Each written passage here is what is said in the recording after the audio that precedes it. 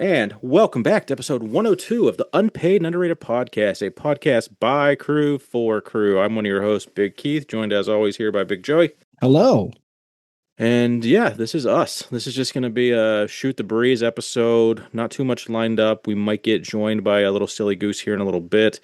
But for the most part, it's going to be me and Joey just kind of doing our normal thing, but not having a bunch of stuff to focus on other than just general topics. So, we'll kind of go through and do our regular bit and, try to give you guys an entertaining Tuesday morning. But as far as basic intro, just got a Waterloo this week, nothing special. I've got a Miller Lite because you've had a Miller Lite in a while. I'm going cheap. It's just to the point now. I haven't had a Miller Lite and that's like sometimes you just think like it's the whole you don't miss a memory, you miss a time. Like I think I drank Miller Lite like a lot, and bleep bleep bleep. I didn't drink beer in high school, but I drank a lot of Miller Lite in high school, so it was like that was like my preferred beer there once I graduated from Busch Light, I think. But yeah, I can when I think of Miller, because I don't think I drank Miller Lite as an adult much, because I had already like either didn't drink for a long period of time and then I switched to Mick Ultras. So like when I think of Miller Lite, I think of like 17 to like 19 kind of. Oh, wow. Just like instantly just go back to that. Like I'm just like remembering what I was in that age and who I was at that age, and just like taste that cold beer at the parties and stuff. So well, kind of I do like to call it the Miller Lift, just because obviously the logo, but it was just on sale and cheap, and I wanted a beer. I guess we should tell everybody we're twinning right now. We are twinning it up in the twins with the Massonomics black and white logo T-shirt that just came out last drop. That was not on purpose. I specifically I was like, I saw the shirt, was like, that's a comfortable shirt. I want it. Yeah, it does have a stain from work though. I got some Bondo on it, and I'm pissed. At least it's black. I'm struggling now. I've got my UNU shirt has a stain. I can't get out of it, and I have like stain stick. We need big stain remover to help sponsor the podcast, because I can't get like. Is there what's better than just sitting it in stain stick and letting it soak for a minute? Like, do I get in there with a scrubby and scrub it? Do I just with the Bondo on this, I've just been nailing. Well, that's like I'm just like I just have food grease stains is mostly what mine is. So well, you know what? I think maybe there might be an opportunity to replace that shirt in the future. Who knows? Yeah, who knows? Well, yes, but also I have $1,000 invested into shirts that probably all have stains on them. I'd like to be able to, because it's like the deadlifter shirt, my UNU shirt. It's all like there's like 2 or 3 shirts, but yes, the UNU shirt. It would be nice to see if there's an upgrade in the future for those. Specifically, I also get covered in stains, but because of the beard and the mustache, right? Like it's impossible for me to eat soup. So Morgan makes this incredible baked potato or loaded potato soup. It's like my favorite. Like she'll fry bacon, take the bacon out, and then cook the soup in the bacon grease, and then crumble up the bacon and add it after. It's the best.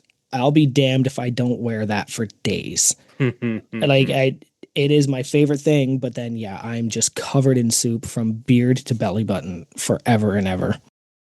I shaved my neck this morning. It was either this morning or last night, and I guess I didn't notice how long it had gone since I trimmed my actual neck, like my underbeard, if you will.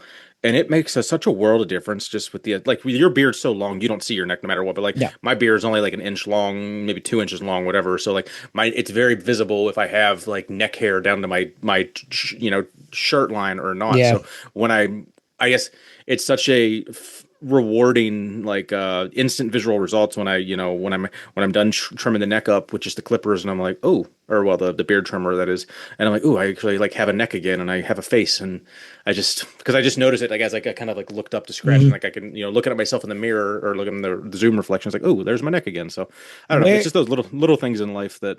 Where are you on ear hair? I loathe ear hair. So I don't know. So ear lobe hair is what I'm like I don't have inner ear hair. I've never tried to pluck hair from inside my lobe. I get it right on the inside, where the ear meets the lobe, and they're like whiskers. It'll be one of those things. I'll go to scratch my ear, and then I'll go, oh no, I can feel that. My whole head turns towards it. So I've got to take a nose hair trimmer, which also, again, once you get 40, get used to it, young crew, if you're listening. I have to take it and trim down the ear hair. What a nightmare. I've always kind of kept the peach fuzz, tried to keep the peach fuzz off of my hair, but I think I've gotten better at it over time. For some reason, I just have like impulsive, like, ticks and stuff sometimes. So I know I shouldn't be doing something and then I do it and I'm like, oh, fuck, that just made it so much worse. I remember I had like a long hair on my ear the night before my wedding, like circa 2008. And like, I don't even think I had an electric trimmer at all back then. Everything was just like a razor. So I take my beard trimmer, like my actual, my was probably would have been a Norelco Mach 3 or some bullshit. Oh And I'm like, no. oh, I'm just gonna get this one little hair, and I have taken a fucking chunk out of the top of my earlobe the night before my wedding, and like I have like this big bloody, like it bled for like 2 hours. Like I vividly remember like just being like in the apartment alone, going like, why my ear won't stop bleeding? This is so fucked up. And then I bet if I zoom into my wedding pictures, I have like a black or like a dark red scab on my earlobe. And never again have I ever taken a razor to my ear, but I will use my beard trimmer on my earlobes like Yeah, once yeah, a month or something. yeah. But I've never had an inner ear. It's just all like, it's just essentially peach fuzz like around the perimeter of the lobe. No, I get them. They're like long. Like I said, they're like Mm. whiskers. Like you can feel them, and like it makes your whole head move that way. It's a nightmare. But one thing as far as like getting like, now that we're on the topic of like just being old dudes, man, do you get like, so my diet restrictions have changed over the years of like what Hmm. I can tolerate and what I can't. Most recently, and part of this too is I don't. Well, I guess I'll say what it is first, and then I'll do my follow up. Is because I'm already talking over myself. I'm literally talking over myself and interrupting myself. That's how my story is going right Yeah, here. hold So on. Shut up, Keith. I got to do this. so onions, like raw onions, man. I cannot do raw onions anymore. I've eaten raw onions on hot dogs, hamburgers, like just everything for years, no issue whatsoever. As of late, man, you give me raw onions, I'm having some toilet issues, and it's just not Oh cool. no. But also, like, my wife has the same thing, and she's like fighting off like different. We think she basically has been diagnosed with SIBO, which means she has a lot of different restrictions on her diet now.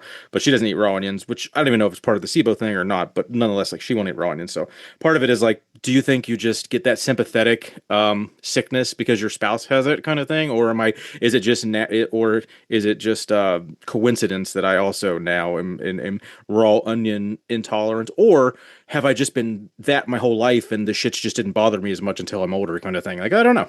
Food for thought. Could be. It Just could not be just any of don't just those. just not raw onion food because don't eat that. It could be like because she can't have them.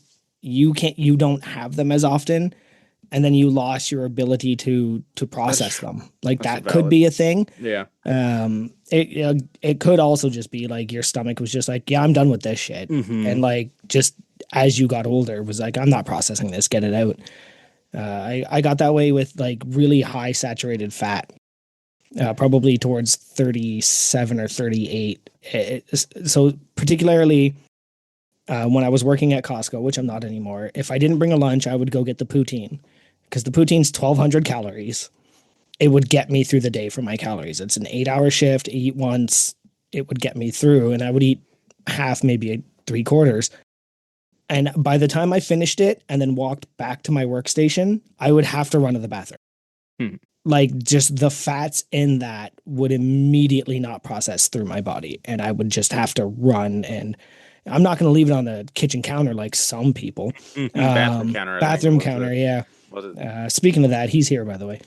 Hey, welcome, big Nathan Hi, Ekberg, to welcome the to the Unpaid podcast. and Underrated Podcast. This is a podcast by Crew for Crew. I apologize for being late. I was being a good friend. We recently had a friend. They have 5 children in their house, and they just had a baby.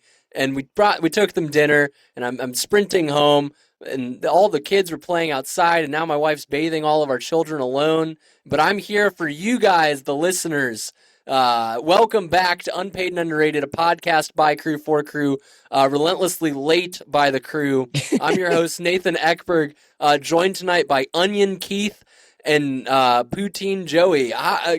Keith, what are you drinking? Oh, wait, did you guys already start? Yeah, we I did mean, all that. even if we did, it doesn't matter because you're going to consider all that pre-show and just cut it out, I'm sure. That would be really funny. Yeah, before Nathan, nothing matters. You know what does matter, Keith? You know what does matter?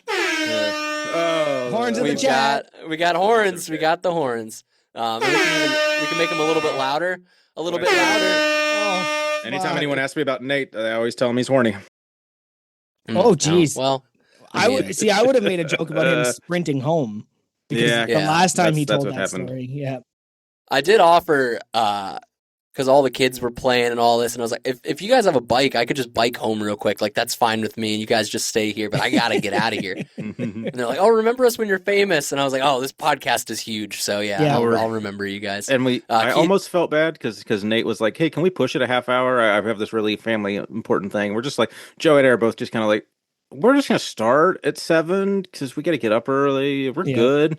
It's like we'll let you join in. I don't know. We're getting better at not letting people dictate our schedule, no matter who it is. Yeah. You gotta take care of the host first. Yeah, sure. I've always said that. Keith, I did want to notate that my dad also can't do raw onions, so. Oh, good deal. Tim Eckberg, you must have got it from him, probably. He's big no raw onions.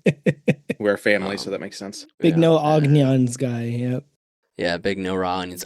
Me, however, I love onions. Oh, same. Oh, yeah, I'll crush them. But should I? Probably not.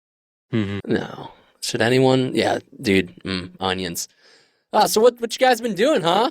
What's up? We talked about being old. Yeah. Ooh, can't relate. Sorry. That's why you guys have to record so stinking early. Hey, I was up till midnight last night talking to the boys, the sisters. Yeah. It was, so this is, when this comes out, you would have already listened to the Massonomics episode, but last night was when Nate was on their podcast. I listened to the pre-show and a good bit of the show right up until they got to I've been usually cutting off on the live right when they get into the gym tour, because it's just kind of like the good spot. Like, Tommy's going to kick you off in a minute anyway, and I'm just like, well, I'd rather watch the gym tour part like on YouTube or something, so I usually cut it off then. And I'm curious how late, that was like 10:30, 10:45. How long after the gym tour did you get on? Brother, you guys know, unpaid and underrated listeners know, Nathan loves to yap, and brother, I yapped my heart out. Good.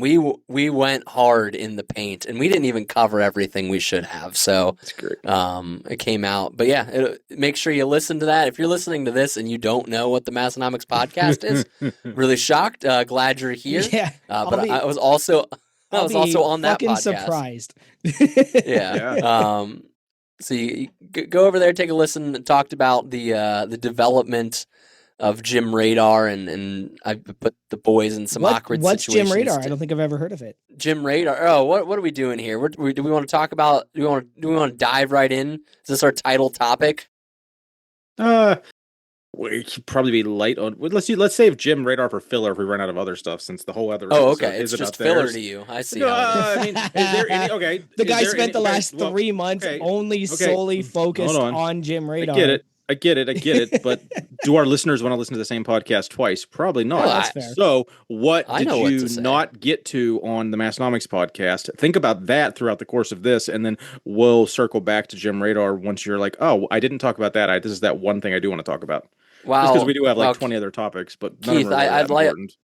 I do like that you consider me not a professional and that I haven't already considered those things, but yeah, I'm just here to hang out, guys. So wherever we go, wherever the wind takes us, I'm here for it. The fun part about last night, a little behind the curtain, is I realized like halfway through the day that their podcast is a video podcast that is also a public video podcast. Yes. And that I had to take into consideration what my existence was on said, and that really threw me off. And just like making sure I wasn't doing anything stupid while we were recording was very difficult. Compared was the dryer to going, or no, everything was off. Nice. But just like realizing I was like, oh, my photo, like I got to think about what my background is, because my like basement is disgusting. I can't just like show that. So I was like, what am I? Usually use a wallpaper of my head. So hopefully you didn't. I'm assuming you used the one you're using now, which is your. No, yeah, I'm using this. I'm using my home gym because I felt like that was relevant. I forgot about the Keith Ed one. I should have used that. I forgot I did that. There's enough of those floating around. Yeah, but yeah, that was the one moment where I was like got real nervous for a second of just like, oh no, my face is gonna be on the internet. On YouTube, and that's I never showed you that, Nate. Prepared for that. Look at that. Hello, Apple says Intelligence. I'm certified in Apple Intelligence. Oh yeah. Oh, good, because that basically didn't even exist. Yeah. Thank gosh. Um, Well, Nate needed to figure he out how I froze. broke my phone. So Oh, that's good. we want to go into tech support? Oh, that was just more that ironic. You were the Apple tech support this week, and I was appreciative. Okay, Hey, can we tell this story? Because it's Man, I still don't know ultimately how the it happened. I don't stupidest thing care. I've ever I heard. don't. But like, no, there's no way I physically removed all 4 Hold on, apps from don't all. yeah, don't Yeah. ruin it, because for people that listened, I was trying to troubleshoot a little bit with him on the podcast and then Yeah. he sent me a screenshot the next morning. And I'm like, yeah, that's a privacy thing. It's got to be. Like, there's no way that there's a black block over your, what do we call that? The app dock, where like your most used apps go at the bottom. I was like, there's no way. You somehow put a setting to block those from you. And he's like, nope.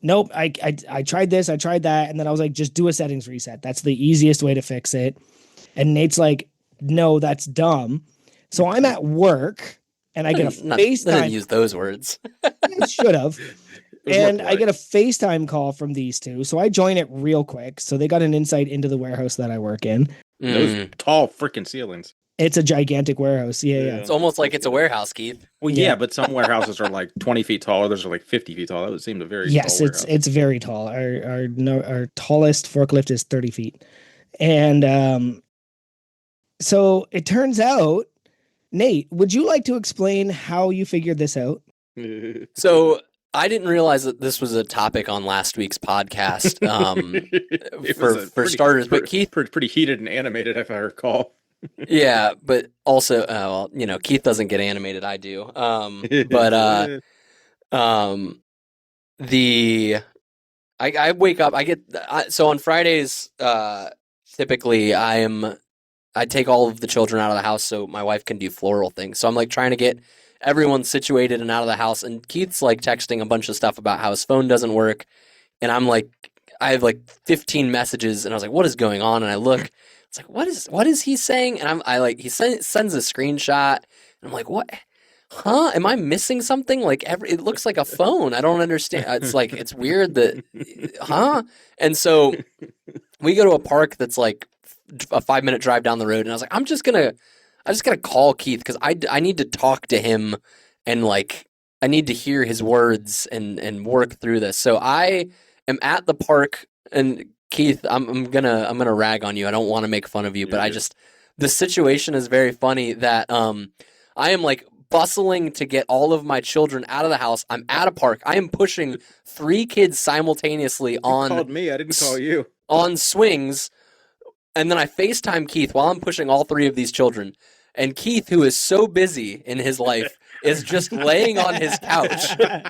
Oh yeah, he is. I worked my 410s. That was my Friday morning off. He was full on Snorlax in it. Like he didn't even. Brother, it was my day off. I was pushing 3 kids on a swing. Like I joined that call and Keith's head was on a pillow. It was dark. Mind you, I had already like woke up, squat, made breakfast. Like I've done all in. Log on and Keith's just like laying on his couch. I was like, I love the busy as a dink. I was like, I'm not even addressing this. So I was like, Keith, what's going on? And he starts walking me through what all was happening. And I asked him, I was like, Keith, what? I forget. Oh, I was like, oh, can you edit the apps? Like, do they move around? And after I started talking to him, I realized I was like, oh, do you usually have apps in your dock? To which Keith responded with, what's a dock? And that's where I realized all of the problems existed because the giant square at the bottom of Keith's screen was just the standard iOS dock. And he had somehow moved all of the apps that were in his dock out of the dock.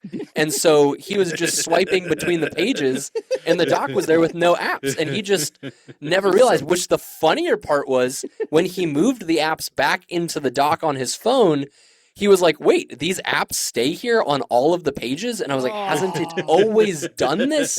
So I don't know how Keith uses his phone, but he's like, all the apps are in the, I couldn't have done that. And I was like, I don't know what you did, Keith. Yeah. But this was a youism. And for the life of me, I have dealt with I think I just passed out. Holy fuck.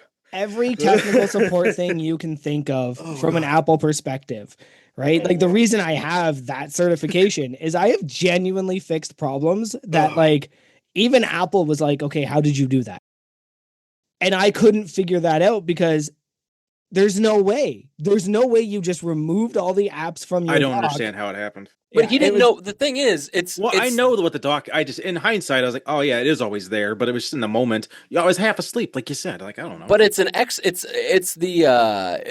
concept in support. It's like the XY problem. Yeah. It's like he is giving us X, but we don't know the true. Like he's saying, why can I not do this? And he doesn't know that there's a step. We need to pop the stack and move up a level and be like, all right, what are you doing? Oh, you're doing this. Because he was like, when I open apps, it goes away. And when he sent the screenshot, I thought, or the video, the screen recording, I just thought it was something that wasn't even being rendered within the UI. Like it was in between I was like, I don't see any big black box. I don't know what he's talking about. But hey, it happens. And it's really it's a lesson in compassion for the ignorant, and not the ignorant in a mean way, but like the ignorant, like Keith didn't know. Yeah. And like you could just like be mean, but Keith didn't, but he also did not have the words to verbalize what he did not know. And until I took time out of my day, I worked with him. I spoke to him compassionately. You did. You were very professional. And even though I'm not a professional, you're mocking me now, but that's okay. It's fair, but yeah, it's a podcast. But like, it's for the fans. And that's how we should be with everyone. And that's our lesson for this week. Use code Ekberg at BetterHelp or something like that. I said when they finally messaged me and they were like, oh, he just removed all the apps from the dock. I went, hit him with the old Occam's razor, did you? Yeah. It's not that they're blocked, it's that they're not there. And that's... I still need to go through my phone, though, because like now everything's like proceedingly still in the wrong spot. And I'm like, there's apps that have been in the same place for 5 years, and now they're not. I'm like, my brain can't like get it back. Seeing how you use your phone it's really interesting when you start watching other people use their phone, because Keith is I refuse to use. I still don't know what a widget is, and I'll never use one. So well, that's fine. You would love them. You would love a widget. I don't know if he would. Oh my god! It's like you open your phone, and right on the front screen, it shows you like the weather, or it shows you the notes for today, or it shows you your calendar for today, and you don't have to go into the app to look at that. Like that to me is shocking. You don't use that. But the more interesting part to me, Joey, is that, and I don't want this to be a rag on Keith, but it is. I deserved it. It's because my brain works in the way it does when I see other people do things. I'm like, wait, why do you do this? And is it from ignorance, or is it from this is just how I like to do it? Yeah. Everything Keith does is because he likes to do it that way. But like Keith doesn't have any folders, and every app is just on a page. It's like very old school iPhone. I'm a bit like that. I only have like 3 or 4 folders. And then my entire screen is folders. Organize them, or you mean like a folder is you can, because I have folders in my files, but that's different. You're saying a folder for organizing your the apps is like example, I don't like conducing. I have a work folder where all of the apps I use for my job are only in that folder, and it's just easier to find by going to that folder and knowing here's my payroll app, here's my benefits app, and here's my email. Like they're all right there. But I tried doing it with games, and then the games were just, now I have a folder with 5 pages. And I was like, well, this is stupid. I might as well just leave them on the page, because then my kid can find them easier. They're all his games, not mine. So the real pro move, I have 1 page on my phone, and that's it. And I have 1, 2, 3, 4, 5, 6 apps, 2 folders of just like the stuff I want to get to frequently, or stuff I want to see like notification badges on, like the budgeting app I use. I want to see the notification badges so I know when like payments are in there to process. How do you see the notification if it's in a folder? Well, it'll bubble up to the top of the folder. Okay. Yeah, it gives you the little red badge. But I launch, if you swipe to the right on the phone, it auto-organizes everything. Yeah, it does. And like auto-populates all your like most used apps to the top of those like groupings. Are you doing the swipe down to pull Siri, and then it'll be like, and then I just type to search like everything. I don't my open favorite anything. Is if you do the quick swipe down on Siri, it'll judge your location and your time. Yeah. And it's like Saturday morning, 9 a.m. You're probably in the gym. You want Juggernaut, and I'm like, yes, certainly I do. Thank you, Siri. Like it's perfect. Yeah, but yeah, it's so just Keith, but also seeing Keith with just like every app is on a page. There's 10 pages. Is like There this is are. exactly what I would expect Keith's Well, phone to look and like. Like I just so to this be is fair, at the same time, I'm going to argue in Keith's favor on this one. I actually put things 6 pages. on like the third or fourth page that I don't want to use all the time. Yes, So Instagram and like Facebook are buried, so I'm not always opening them. I'll move Pokemon Go to the third page so that I'm not continuously opening Pokemon Go. Right? Like that's one of those things I do just to make TikTok is like on the sixth page because I'm just like, I'm never going to open this. I don't want to be reminded it's there because then I have to open it. So I all get right. it. So that's a topic I had in our show notes that I recently got into something and I wanted to. It seems like you guys Or aren't. no, or is it TikTok? No, it's a concept of, and the product that I feel like made this big was called Brick. I don't know if you've seen ads for it. But it's a physical device, that you touch your phone to, and it locks your phone basically. Mhm. And so I've been loving this. I found I was looking into it and it's like, let's see here. If I shop this device, to buy one, it's $47.20, and I was like, I don't want to buy one of these. And I was just like looking around and seeing what else was out there, and I found this open source version of the same thing called Focus, Focus, and it is amazing for that exact thing of just like I don't want to be on Instagram all the time. So what I have is a little, if you guys know what like an NFC tag is, they're like Mhm. everywhere now. If your kids have like Yotos or what's the Target one? I can't remember. Tony boxes. Those all use the like an NFC tag, and it's like a near field communication. So you can buy like 50 of these little tags off Amazon for like $10. So I bought one, and I have a tag, and on my phone I can walk up, I can tap my phone to that tag, and I have a profile set up that it just locks whatever apps I want to, and it uses like the screen time system to do that. Mhm. But what I like about that more than just using screen time is if I want to open Instagram right now on my phone, I have to walk upstairs to my fridge and touch my phone to this like Mm. physical key. And it has been like incredible in terms of like my mental, because like, yeah, you can put it on all these different pages, but everything I've done up until this point, like I still just end up like we're sitting on the couch as a family watching a movie and I'll just like, all right, now I'm going to look at Instagram. And I literally cannot. Like I have to get up off my butt, walk upstairs and unlock my phone to like look at Instagram. I don't ever look at it.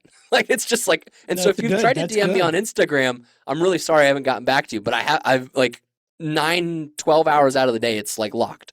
So I've really enjoyed that. And I was curious if you guys have heard of it, and I guess not, but I would I highly like the idea. recommend looking into. It's really Does it? it's really good. Is it lock and unlock, or does it allow you to engage a lock, and then when screen time times out, then you have to go? Because I would still There's like access to it, but then when it's timed, like, because I just bypass my screen time warning of like it's like, oh yeah, well, you've been on for that's 2 what hours I today, you like piece of about shit. this. Is And then you no, can't no, but bypass I it. don't want to. I don't want to be the one that initiates the lockout. Like I rather if it times itself out and then I have to unlock it, that'd be great. But if I have to like lock it and then unlock it, I think I would just never go lock it.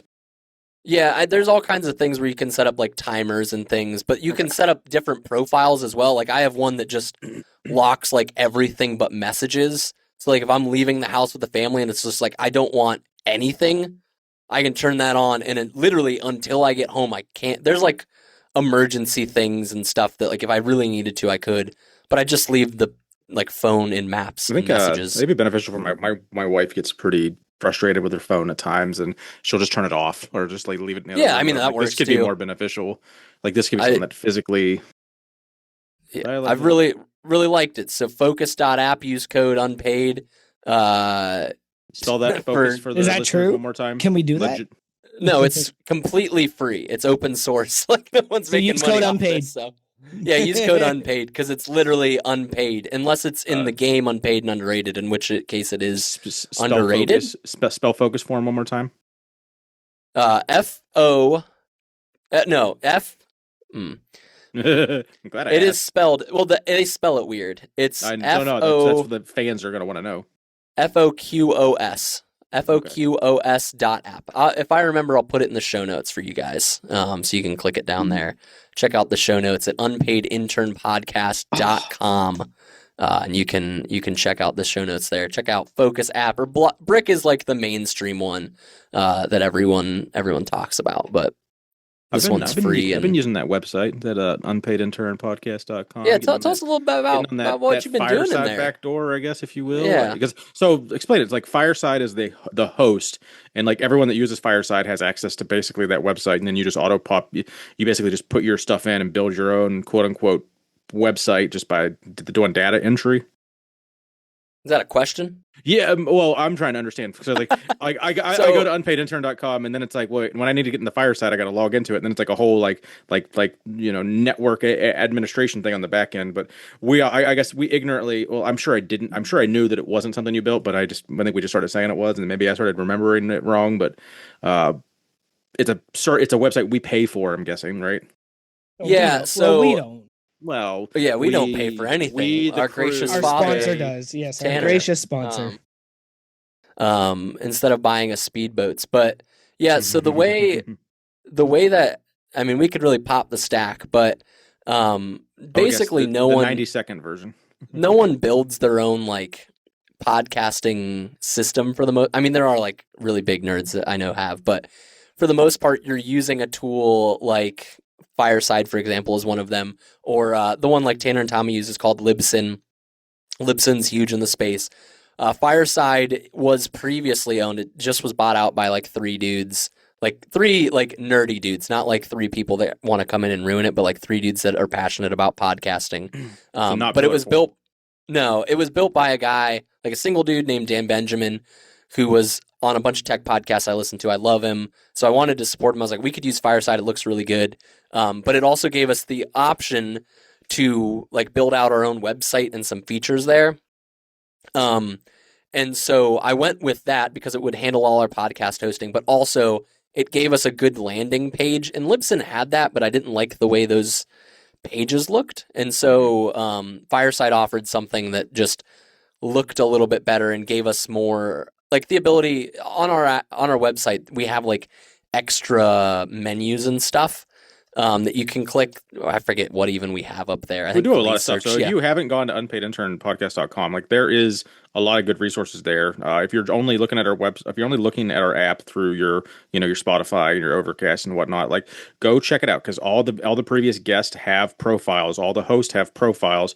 Every episode has its own little like blurb. Essentially, we literally have a page of blog posts which include a couple different songs, Tron song and AI, couple AI songs. I think there's a variety of things on there. So go check that out. Yeah, we have the top 40 moments in the UNU history. We launched that blog when Massonomics launched their 40th anniversary, so we also did. Unfortunately, we only got really 2 events on our blog, so that updates will come to that eventually. Yeah, we'll circle back to it. Yeah, we'll circle back. But yeah, there's a button to become a supporting member. There's a link to Glaze Search. Yeah, it's there's all kinds of stuff in here. But yeah, so I picked that in terms of building the source code from scratch. No, I did not build the source code from scratch. I have maintained all of the information and done all of the little bits of design work that I can do, and is a pretty got it all set up. Amount of work. Yeah. So, but yeah, you just in terms of like week by week basis, it's going and filling out the whole episode information, uploading the thumbnails, linking the sponsors, yada yada. But yeah, Keith's been in there now, so he said that he could publish the whole podcast on his own. He said, and I don't know about that. I could direct. That's what you said. So like if you decided to give up on us, I could as long as it was still paid for, I could figure it out for a minute, and then I'd like ask for volunteers to help manage that. But we'll see. We don't have the best track record with getting volunteers that are committed every week, but we do have a now couple. The guy that said he couldn't find his apps on his phone is going to take the files that we get, compile them, and put them on the website. Oh God, that would take so much. Just 1 week. One week, and we'll see what happens. Like I still like the occasional time that I record the Zoom on my MacBook, I still can't get the whole thing to send or upload to our shared cloud. Yeah. So I literally can only do the audio because I have to zip the audio to make it smaller, and then I send it like 10 times, and eventually it'll send, but it keeps telling me it's too big or Yeah. sends corrupted, and it's the biggest pain in my ass. Like, and then Joey just I don't know, he just drags it or something, and it works every time for him. It's like Doesn't 5 in the mine. morning. I've got one eye open, and I'm Sure like, doesn't work oh, on I gotta mine. send that, and then I just drag and drop and hit enter and walk out the Yeah, I door. don't know how that. I don't know what's the different setup on yours to mine, but it's I infuriating. probably have more cloud storage than you, but Oh, 'cause I think got we've the done. big one. I have the full one now. Let's do. Okay, I think we need to move on from tech support Yeah. here. Well, I This didn't is a talk tech the whole. podcast now. The whole Yeah, point it's was a let me tech get We're my tech 5 seconds bros up. now. I have been going back through all the old episodes and adding people's names to it. So if you are a listener and you're going through the backlog, hopefully it's easier. I think I'm only up to like episode 40 now, but I know there are people. We literally have people listening to our backlog now. Yeah. Like there's people that talk about our podcast that I don't know who they are. Like they're commenting on our in Massonomics Discord under our channel every week for the past few months, and I couldn't tell you who they are on Instagram, like or if they are. Like I want to know these people because they're listening to our podcast. They're telling us they're listening to the backlog. That's wild to me. So. And when I did mention, yep. To be fair, Keith had originally said we should put the guest's name. I was told no. and we vetoed it because we didn't want it to be about that. Like I said at the beginning of this, I really wanted the focus on the crew, not particularly 1 or 2 or 3 crew members. And then it got to the point. I guess it's like one of those things where you don't see the future. You can't see the future. You see, this is what I want. This is how I want to do this right now. And then things evolve. And, it's like the joke where like I lived very stupidly when I was young because I didn't think I would live this long. And now here we are where I was like, no, let's do this at the time because we're not going to get to 150 episodes. Like nobody's going to listen to this. And now here we are. And you're right, Keith. Like this now suddenly it's just like, shit, we should have been doing this the whole time. Yeah. So like good for you for foreseeing that and amazing for you for putting in the work of going and doing it because I'll be damned if I'm going to do it. Like there's no chance I'm going to go through and do I need to get stuff. back to it too. I apologize if I haven't got to your episode yet, but I think it just makes it easier for people to find people. Absolutely. Absolutely. I think eventually I'll get to all of them. So, or Nate will have Nate will find some free time and he's got tons of that there. But I think I will be the burden. I will bear that burden. I will be the burden. No, you can stick with being the burden. I'll put it out there right now. I will never do it. Yes. And 9 times out of 10, I almost forget to put the actual guest name on the current episode. So Keith might also get some of those. I'm very happy you're doing it. I'm not going to do it. I have to keep referencing like the format though, because I'm like, wait, is it? Are we capitalizing feature? When is there a period? And then I struggle with like if you already have parentheses, it's like, do I dual parentheses? Do you use the straight parentheses? What was it? That's square brackets is what we call those in the business. That guy in the business. Anyway, I'm gonna. All right, but yeah, enough about all that. I guess we got right. Someone pick a topic. The straight parentheses, just like Tanner. He's so straight, so straight. We do have so much in common with them. I love it. I'll do one of my. I threw in a few topics here, and what I love about our notes is I don't remember what I put in or what you guys put in. The first time I ever met Tanner and Tommy was at the Arnold. At that point, I don't think crew existed. 20. So that would have been 2023, I think. It did. Yeah. Our year was together the first time, right? Yeah, we were. Yeah, so March 2023. That was the year Keith avoided me. Yeah. He left before you got there. You were late. And it took us 3 years to meet. I love it. I just went walking up. I had my kids with me. I had my wife with me. And gosh, the welcoming. Tanner talks about it now where he says like, these are just people I know and I may not have never met them, but like I see them and I know them. I can confirm that is true. I walked up and they were like, it's Joey. And then I was like, oh my God, you're Tanner and Tommy. Like I was completely taken aback with these again, monstrosities of men that have 2 to 3 feet each on me. And We're not big math. but they just welcomed me in like it was like I had always been there. And that I put my cooler down, I put my bag down, and that was home base. And it's hard to say that anybody else, that any other podcast host, anybody else in the world that you would listen to like you listen to them would do that for you. So I was wondering about how your experience meeting Tanner and Tommy for the first time went. What about you, Nate? My story is similar to Joey's, so I'll let you go if to not tell the same story twice. While I think of a way to differentiate it. So the first time I ever met Tanner was on the Massonomics podcast. They called me, and I was a guest years ago. But after that, I did meet them in person. I don't know. I think all of it's funny because I think everyone, and I mean the global everyone's reaction that's around Massonomics meeting Tanner and Tommy is like a very similar like two reactions. Just like these guys are giants. And they're really nice. Like, you know what I mean? Like, that is, what's it like meeting Tanner? Well, you're like, wow, these dudes are huge. And, like, I remember, I think I stood on a chair next to Tanner in one of the pictures I took. I was like, can I just I did the look same like thing. I'm not tiny? I'd like that. But yeah, like, the first time I met them, it's so crazy to think of, like, that versus now.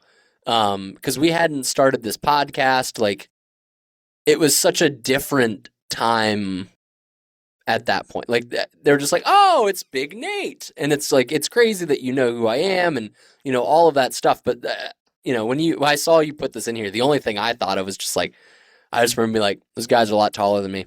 Yeah. Like, that's the first thing you think of because they're just big dudes. And I don't know, I'm not a big dude. And Joey can agree. Like we're, everyone's just taller than us. Yeah. And so, yeah, what are you going to do? Did I have the tattoo at that point? Like, was that my differentiator? I'm trying to look at is it in the, because that was our first picture together. I'm trying to think. I don't think it's only from the body or it's the waist up. So I'm trying to remember. Because if I had the tattoo, I think that I got recognized at the Arnold by other Massonomics fans. But I don't know. It all blends together. G-Wagons and protein farts or whatever. Joey, when did you get the tattoo? We could just do math. Mm-hmm. Oh, no. First, I'm not big math. Second, I don't remember when I got any of my tattoos. Oh, well, okay. Well, and that's our calendar segment sponsored by Calendly. Yeah, you had it. Yeah? All right. So, like, that would help too, but I don't know. Keith, go ahead with yours. Similar. So it would have been the Arnold 2023. Outside of them being monstrosities and just being large jacked humans that are very tall, and also at the I think it emphasized how tall they were because it was at the Arnold where everyone's fucking 5'6". So like I think that like if we were at like a basketball game they wouldn't have been tall, but like the fact that it was the Arnold and like there weren't tall people like on average, but I guess the generosity and like I remember Stephanie was with me and like. I mean, it's more that I remember like a whole like event and more than like individuals, but like I'm sure they both remembered her name, were talked to her, chatted with her, just like she was crew, even though she wasn't. Like the generosity, just the kindness they showed other people, the genuinely decent dudes they are. I think that was the year he was gifting the dishwasher, the non-dishwasher safe. Oh yeah, I was about to bring that up because they had the Drink Spotter Light was being debuted, and Morgan walked up, and Morgan went, hey, I wonder if that fits. And she put it in and they were like, oh my gosh, our mug fits in our Drink Spotter. That's your mug now, by the way. And she just like got to take that mug because like. I was bummed. They ran out of mugs by the time I. But I think the coolest part is like they morphed from being dudes that like we immortalized to like our good friends, like our literal personal friends that like we can text and call and stuff. Like I think that's the coolest part for us that we're the lucky guys that kind of like I don't know, partially just because this podcast we've added fucking literally hundreds of people to our Rolodex of friends for the most part. But having that whole. Yeah, that whole Arnold was just a wild experience because I go from like meeting Tanner and Tommy, and the way that I got into the Arnold was like Grant just posted in the Discord and was like, does anyone need a way in? I have like an extra badge. Yep. And he had one, and I was just like, I need one. I'd never talked to Grant in my life. And so it's funny you bring that up. That's not completely true, because I think I had made the strength cobot for the Discord before that. So there was like that but like I had not had any no real back and forth conversation other than like, I made this. He's like, cool. And that was about it. But like after that, I think Grant texted me or saw me or something and was just like, hey, just make your way over to our booth like at some point. And I was like, oh, I got to get over there. I should probably work for the fact that he got me into this. And I like walk over there and he just like, hey, come sit behind the booth and talk to me. And I was like, oh yeah, he did the same thing for us too. Yeah. But it's just such a weird, like the whole Arnold experience was just like, what world am I living in that anyone wants to talk to me? Yep. Like, it's just, it didn't make any sense. And like, standing around the Massonomics booth and Tanner's just like, so like, what do you do? Like just having like legitimately wanting to learn about me. It's like, none of this makes any sense from like, and it just turns out people are people. Like, and you show up I show up on the Friday, meet everybody, same thing. I go to the strength code. There's Grant and Jonathan Oldham, and John's like, yo, I got a beer for you. Come back. And then I'm just like, I'm sitting back there during the deadlift event. I'm sitting there with like Shane Hunt, Jonathan Oldham, Taj, like TD Maxx was there. TD Smash was there. Like all these guys, and I'm TD just Maxx, I'm just like sitting there TJ like, Maxx. hi, I'm this little dude, and I don't know why I'm here, but I'm drinking beer with Jonathan Oldham, so this is kind of fun. Yeah. And then the next day, I'm behind the booth at Massonomics selling shirts. Yeah. They're like, we want to go for a walk. And Kevin's like, we got this. And I was like, I don't want to touch money, but I will help you sell anything. And like, that's what we're doing. We're selling. And then the following year, I get one of these. I get an exhibitor pass. Tanner messages me and he's like, are you coming? And I'm like, yeah. He's like, dope. You got a pass. Just come to the booth. And I'm like, what? Like, who am I? So anyway, that's all I wanted to talk about there. Go ahead.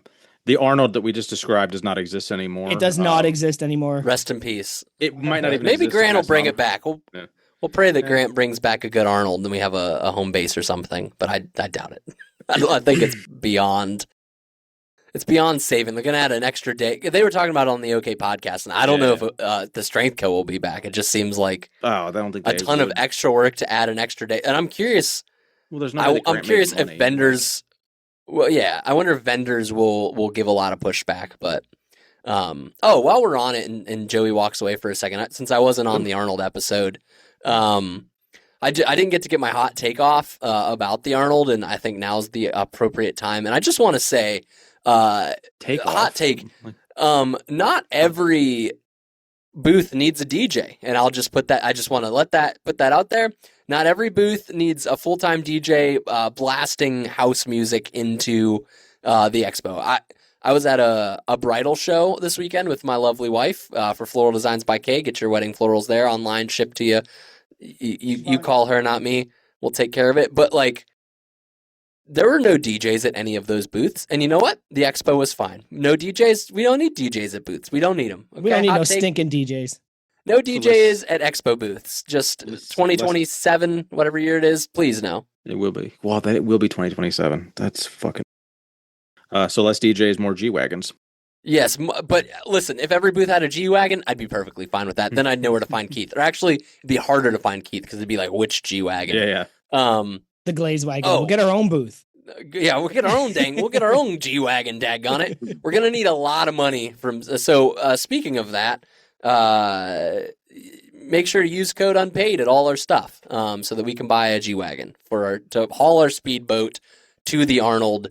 I think there was like a pond out front we could probably ride it around in. So I think the year I was there was hot tubs that people were just like making gross dude soup in. Just disgusting dude soup. Nothing like Arnold dude soup. That's what I've always said. Other thing I had in my notes though, in these notes, I did get to watch Tom fight.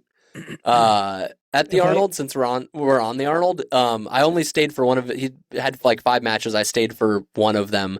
Good friend. Because This was a sanctioned event. He didn't actually get into a He fist just. fight. It wasn't Yeah, an I guess What I do you might say mean? that. There's wool in Tommy's hair? I'll He's take a, you yeah. down.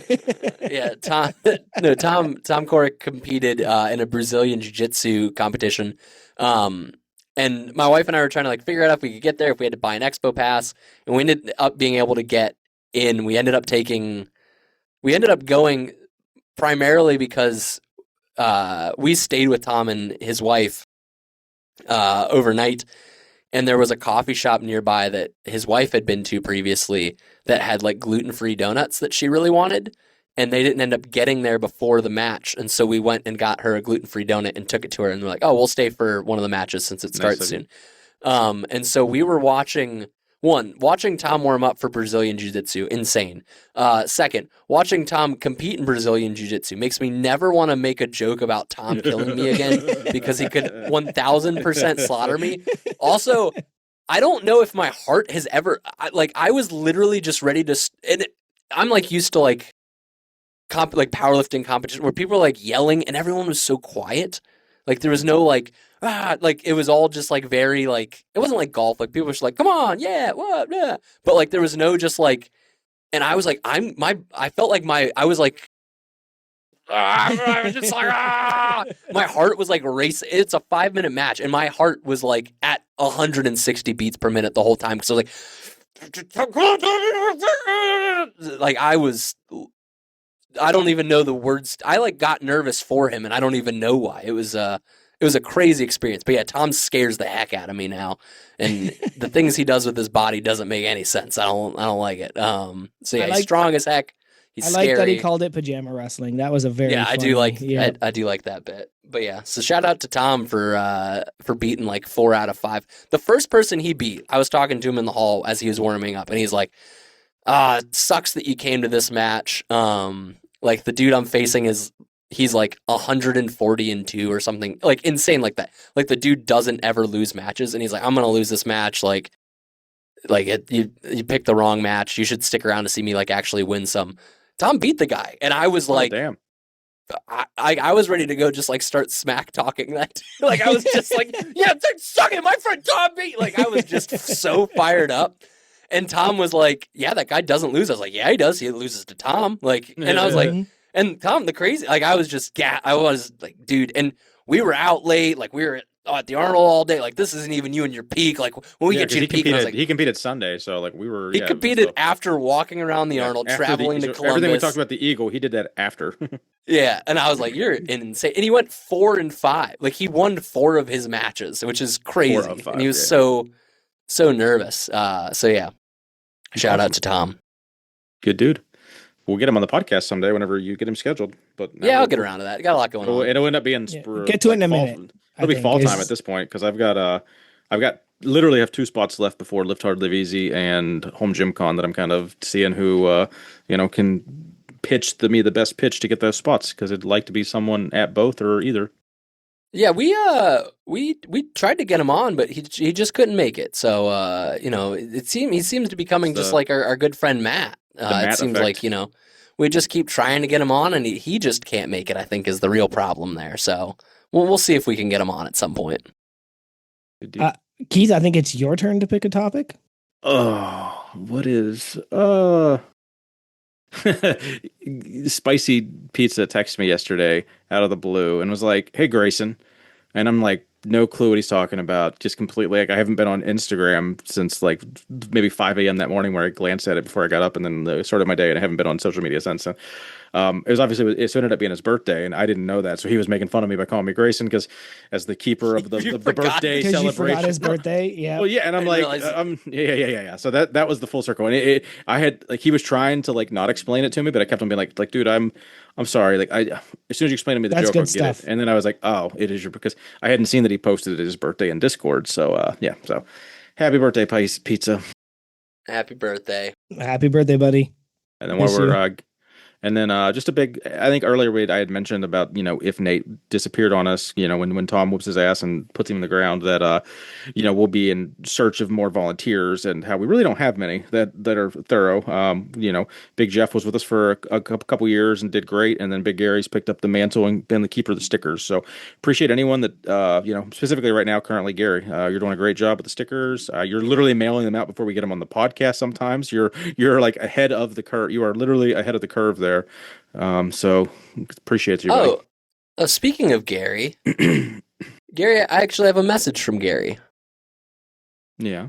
Strawberry wine. It's a good song. I haven't listened. I haven't played that too much lately. And that's our good goblin friend Gary. And honestly, like I have to add something here. When I was looking for some stuff for this episode, I messaged Gary, and then I was like, "I need your help. I want to do this game. What can you think of?" And he responded within 2 minutes. He had all the answers within 2 minutes. So should we play that game? Sure. Shibbert. Shepard. That's really funny. So I am on my backlog journey through the sister podcast in my attempt to get masters. I'm gonna get it. And there was aren't you already masters? M1.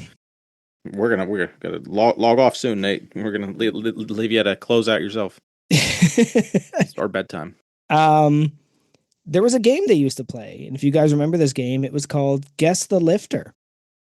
In which case, Tanner would give Tommy some big lifters, and he would start by giving them their sponsors or affiliates, and saw if he could guess who that lifter was. So I want to play Guess the Crew. Ah, nice. Oh no! Okay, you look really bad. So I've got 3, maybe 4 crew members who have affiliates, and I've taken screenshots. So if I have to go to their profile, I will, to make this a little easier. I'm going to start by listing what I think is the hardest, and then you guys have to try and guess who that crew member is and who this affiliate or who their sponsors and affiliates like bring you to that. So I'm going to start with. Wait, do we have to guess what the affiliate is and No. I'm going to give you. I'm going to give you the Guess affiliate. what the affiliate is. I'm going to give you the affiliate. And What is he going to give us? Who the crew Their member birth is. date? Now, Okay. Keith, Yeah, buddy. how many affiliates do I have to give you to guess this crew member? Well, if they have, Nate. a lot of people aren't going to have multiple affiliates, and if there's, are these OG crew? Nope, not giving you that. Okay. 2.5. So I go. Does that make it 2 or 3? 3. Yeah, I'll do. I'll guess 80% of the crew in 3 guesses. Nate, and I'm only. I'm going to need like 25. Yeah, I'm only listing affiliates. 5 at the most. People have more than 5? Oh yeah. That are public, or are these like buried in link trees? No, here. Well, they're all buried in link trees. Yeah, there's only so many that I know of that don't. Because this thing about Instagram is if you put too many affiliates in your bio, they hide you for trying to sell things. So most people just use Linktree. Okay, I'm going to start with this one. Not to get too easy, this person has an affiliate code with Darko Lifting. No, Well, Keith, you can't go. You can't go on your phone and look. No, I'm literally my. Oh, phone okay. is over. Your My phone's on face the was bed. just buried. No. Okay. I'm looking down, thinking. Yeah, I don't know. I mean, I could. The only person that I know that has a ton of what is this? Are we both just guessing simultaneously as we're on the same team? Okay. Well, so you get 3 guesses. If you say to me, I don't know who it is based on this one, I can go on to the next one. Well, yeah, I want to hear all, because I mean, Carp's got a bunch of affiliates. Hogan probably has a couple. I think Damager has some. I don't know. So are you making a guess with any of those names? No. No, I'm not going to make a guess off Darko because there's probably 5 people that have it. All right, Nate, do you have the wheel ready, or do you have something to bring up a cheer when he finally gets this one? Yeah. Okay. So you're not guessing it off of Darko lifting. No. Okay. This person also has a code with Rogue Fitness. It's got to be Carp then, because I don't know too many people that are like that instilled in having affiliates. Because he's the only really. I mean, there's other. There's You a got ton of it. people that are. You got Okay, it. Good. There's the horns. There we go. Because there's also like I know a lot more crew that are just like quote unquote supporting members, but like wouldn't consider like they wouldn't be eligible for this game because they're not like homies that are big affiliate people. So You mean influencers? they want to be. We gotta talk. We are not going to talk about that. All right. Next one. This person has a code with Barbell Rescue. Jake Hydrick. Nope. Wrong again, Keith. I'm so happy that happened. I think. Well, yeah, I know Carp does too, but it's not going to be multiples. I'm not going to do. I'm trying to think who else. I'm trying to think who else pushes it. Yeah, I'm gonna need a second. Unless Nate, I mean, I could throw out names, but like there's like we don't have the parameters of the game. But so here's the thing: is I'll give you the second one, but it's not going to make things easier. Oh, great! I'm glad that you're giving me the second one to make things easier. They also have a code with obsidian ammonia. You. Nope.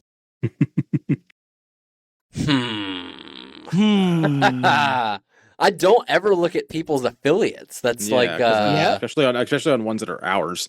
Like, because if anything, that's just our competition. Okay, this person only has 3, so if I give you the third one, go ahead, give me the third one. Because then what I have to do is then read some of their profile, and that's going to give it away in a dumb way. What is it? Is it like not a? Is it not a fitnessy third affiliate then? Their crew. No. Is the affiliate itself? What's the third one? The third affiliate for this person is Freedom Strength Co. Oh, it's Hogan. Yep. Okay. Yeah, that should have been my guess. Yeah, I don't have a sound. Not yet. But good news. Code unpaid at Barbell Rescue. Okay. And obsidian ammonia. You want to do the third one? Is this game fun for you at all? Yeah, I'm having a good time.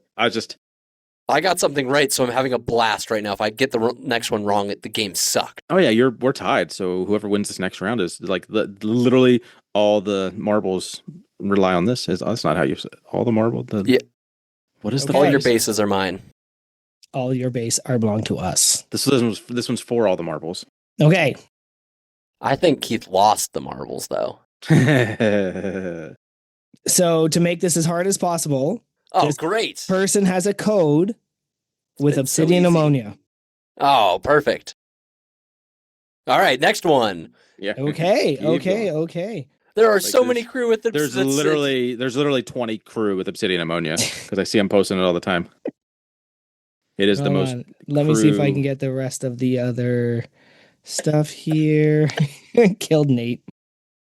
Dude, I almost died when Nate was telling my cell phone story. Like, I don't know if you guys saw it or heard it, but like, I thought I was going to pass out. Like, I turned beet red. I stopped breathing properly and bent over laughing so hard. I love laughing like that, but I thought I almost died.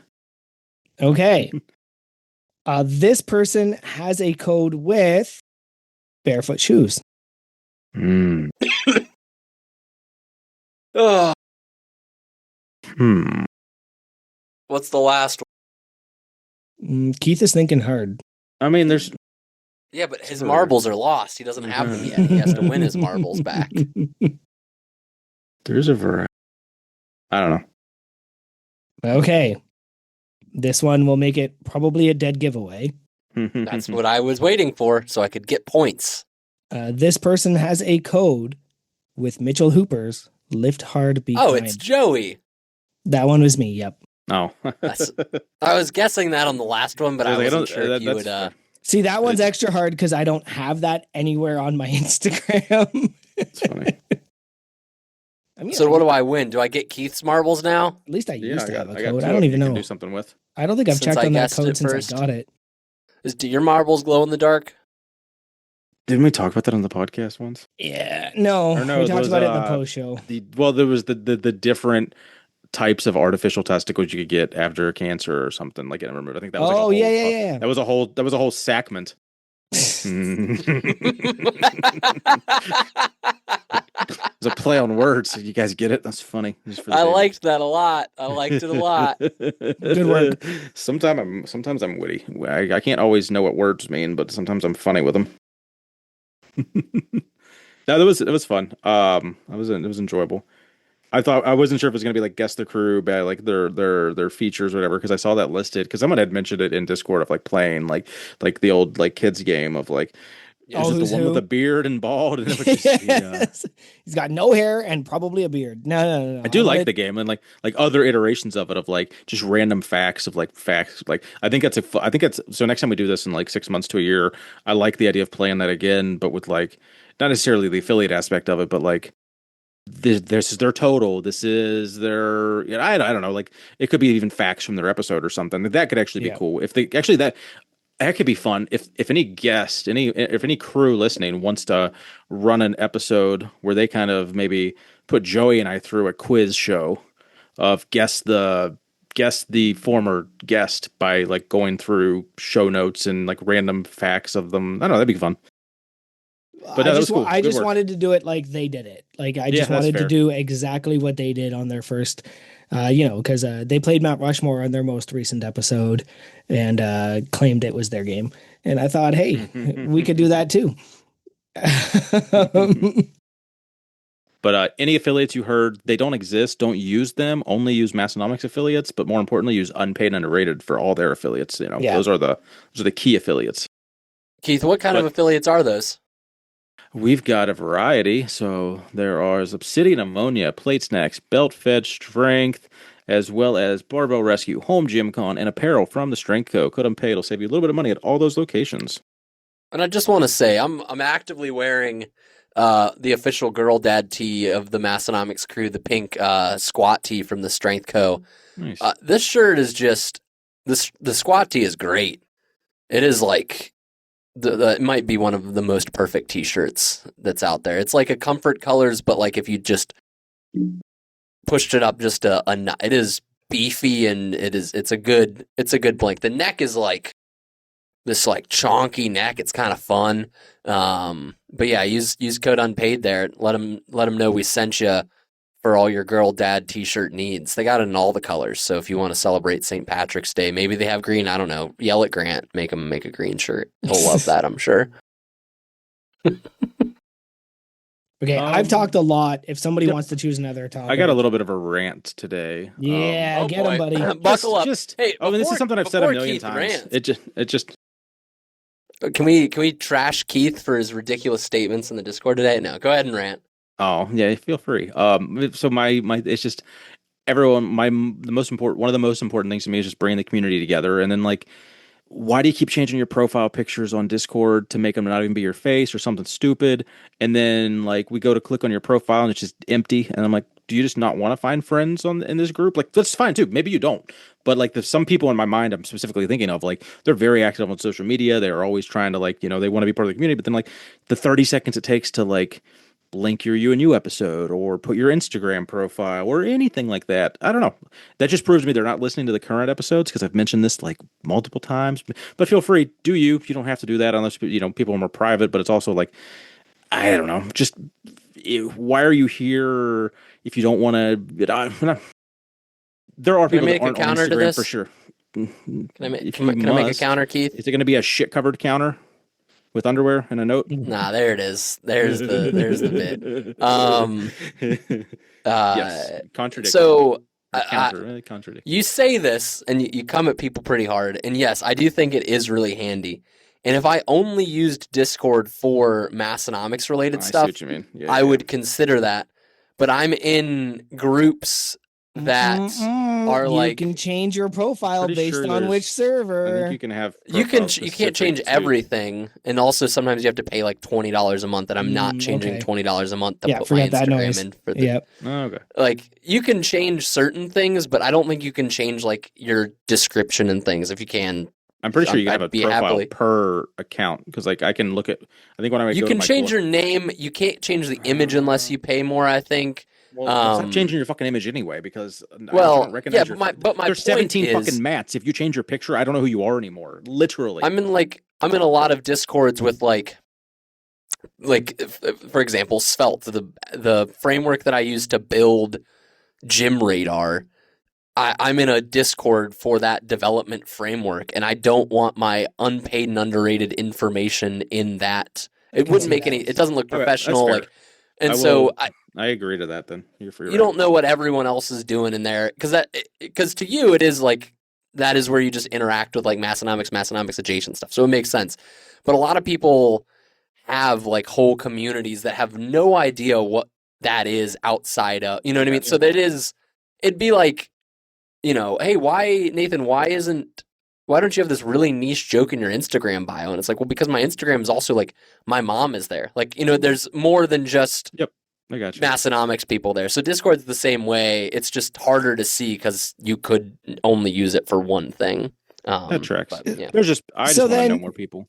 So then, like, okay, if I could bring you both together at one tipping point, there was a Come guy. with you if we want to come. Yes, come with me if you want to come. I would love to. Today, a Canadian responded to one of my comments in the food and drink when I posted, "Oh, Canadians will get this energy drink," and he was like, "Oh, this is my favorite," or she. I actually don't know who that is. And when I went to find their Instagram, it doesn't exist because of the thing that they had in their profile isn't on Instagram or they're private.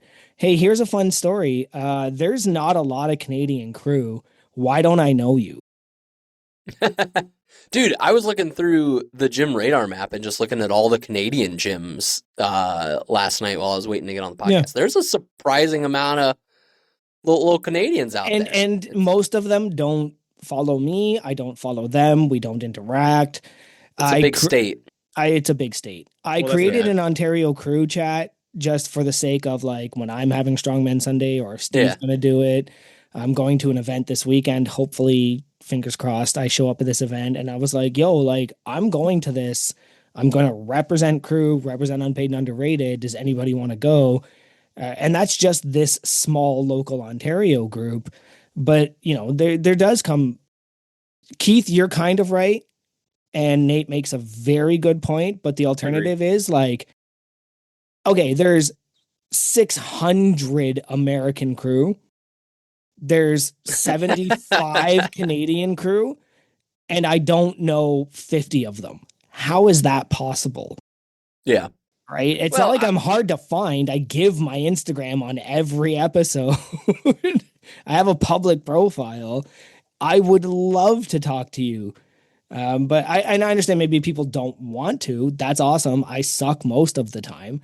So like I wouldn't reach out to me either. But like at the same time, there is a little bit of a both sides to this, if I could with that. Yeah, so if you're from Canada and you don't know Joey, get to know him. But to your point, like Kyle at the Arnold, I've been talking to him online, and we have like a Northeast Ohio chat. Yeah, and I didn't know. He was like, "Hey," he was like, "Nathan, what's up?" And I was like, "Who are you?" It's just like I didn't even know. And I was like, "Are you in the Northeast?" He's like, "Yeah." And I was like, "Oh, cool."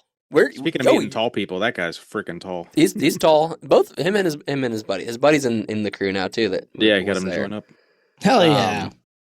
But like Tatty Waffles. When the boys were coming through Ohio, and they're like, "Yeah, we're gonna go see Tatty Waffles." I was like, "That dude's in Ohio." Like I didn't know. like he's maybe an hour from my house. Didn't know. Like there's just I don't know it the world is big and it's hard to know everyone. I'm pretty sure Dave Tate is like less than 2 or 3 hours from me. Like I'm fairly certain if we look at that, he's not too far. Yeah, he's in Dave London, Ohio, Tate, which is right outside of Columbus. Yeah, he's not that far from me. Columbus is only about Yeah, he's in Columbus is Columbus. 6 hours. So like, Well, then he's 6 hours away from you. Yeah, Yeah. he's like I don't know if he's. I on thought the he was to the closer, to west be or the honest north or with the you. I thought south, he was but closer. no, to my He knowledge, he's You have to London, pass Ohio my is house to get to adjacent Dave. to Columbus. Yeah. And it's just Um, like, anyway. So sorry if I was too hard on people, but it's not. I don't want to be a dickhead. I like people Being a dickhead. networking. I get multiple. Once a week, someone texts me or DMs me or personal messages me or one of the 19 different ways people can contact me on social media or by my phone, and they ask me who this person is. I'm like, I have an answer for them maybe half the time, and the other half the time, it's like, I Yeah. don't fucking know who that is. That person talks on our Discord every single day for the past 3 months. I don't know who it is. Don't know his real name. He's got a picture that's not a real picture. Yeah, it's don't, like I don't. it's You know, an he's got a dead. animated. It's Archer. Yes. It's always fucking Archer. And like, I don't know. I want to know who these people are. Like, if they're on social media outside of Discord, like, I feel like I get to know people better by seeing their profile and like talking to them on Instagram more so than I mean. And now that I made the Archer joke, for all of you people that are thinking, I'm going to make my profile picture Archer to fuck with Joey, it's not funny. Sorry. Oh, I'm doing it right now. I stepped on your joke before you did it. Ha ha ha. I did the thing he said not to do. Oh, look at me. So that took care of that. I threw up on Instagram for anyone had any suggestions for us to talk about. Some of it was like there were like some really elaborate ones. I They're threw like, hey, up on Instagram. I don't know what happened. I just ate raw onions and just vomited everywhere. I threw it up on Instagram that we had a shoot the shit episode and didn't get a whole lot of responses. You know, why pre-workout shits are heinous. Don't really need to talk about that because I don't know. Shits. They just are. It's if it's caffeinated, that's why. Yeah, I wouldn't say I've ever get them from pre-workout. I just get them in general. More best Massonomics events you've been to, and which year was the best. I don't really know about which year because it's kind of yeah, they're only going on about 3 or 4 years, right? So so that is actually a good one then. So best Massonomics events you've been to, essentially your favorite Massonomics event, period. Like sure, so you can rank it by like which of the big 3 or 4 year that stood out. So I guess I can go, man, this historically it's been Crew Falls, and I would still say Crew Falls in general. But the Arnold this year, like the Eagle night, it was just like such a long, fun night. And we actually had the place, and it wasn't like we weren't fighting other patrons. We didn't have to go fucking do Tommy's favorite bar crawl thing because we were already at the bar. We were going to chill out all night. Like not having to like leave and go from another place to another place and like just like watch people like just peel off and lose all your friends and get down to like 4 or 5 people. Like that was just so much more fun to me. Like, so as far as my favorite event, I think it's still Crew Falls because it's like a weekend of that more or less. But this year's Eagle, I don't even call it like fuck the Arnold. It was this year's Eagle was the blast for me. So I don't want the same Eagle where Keith said, "I'm not talking to anyone anymore." It was just fun. But part of me, maybe I remember the Eagle being more fun too because I had such a heinous trip getting there, and I was just like, I'm gonna make this an awesome weekend because I have to because I've spent too much money to be in a pissy mood. But like Lift Hard's fun. I love Lift Hard, but it's like that's work. Like that's an actual meet, and for some people they don't look at it that way. But like my brain, that's why I've pivoted to strongman because I can have more fun at strongman, but it's still work for me. I'm really looking forward to this year by having like the extra time, but I don't know. Crew Falls is just, it's a different thing. It's more intimate. It's like just Crew Falls is my jam, but the Eagle was this year was pretty clutch. But I haven't had a bad fucking crew meetup. So not a single one. as far as ranking them, it's like, I don't know, for by year. Don't rank. Just said yours. For me, tier list. Yeah. No tier list. So for me, I'm gonna go. Sorry, Nate. You can go last because you're awesome. And he's been to less stuff. Yeah, it ultimately comes down to again not how it was, but how you felt about it. And I think the first Lived Hard, Live Easy would have to be that for me. I didn't compete, so I got to just go and be a fucking menace. We had just started our podcast. Like we were just 3 or 4 months into it. And it was a genuine blast. And I got to just hang out and have fun. I think the second Lift Hard, Live Easy was a little extra fun.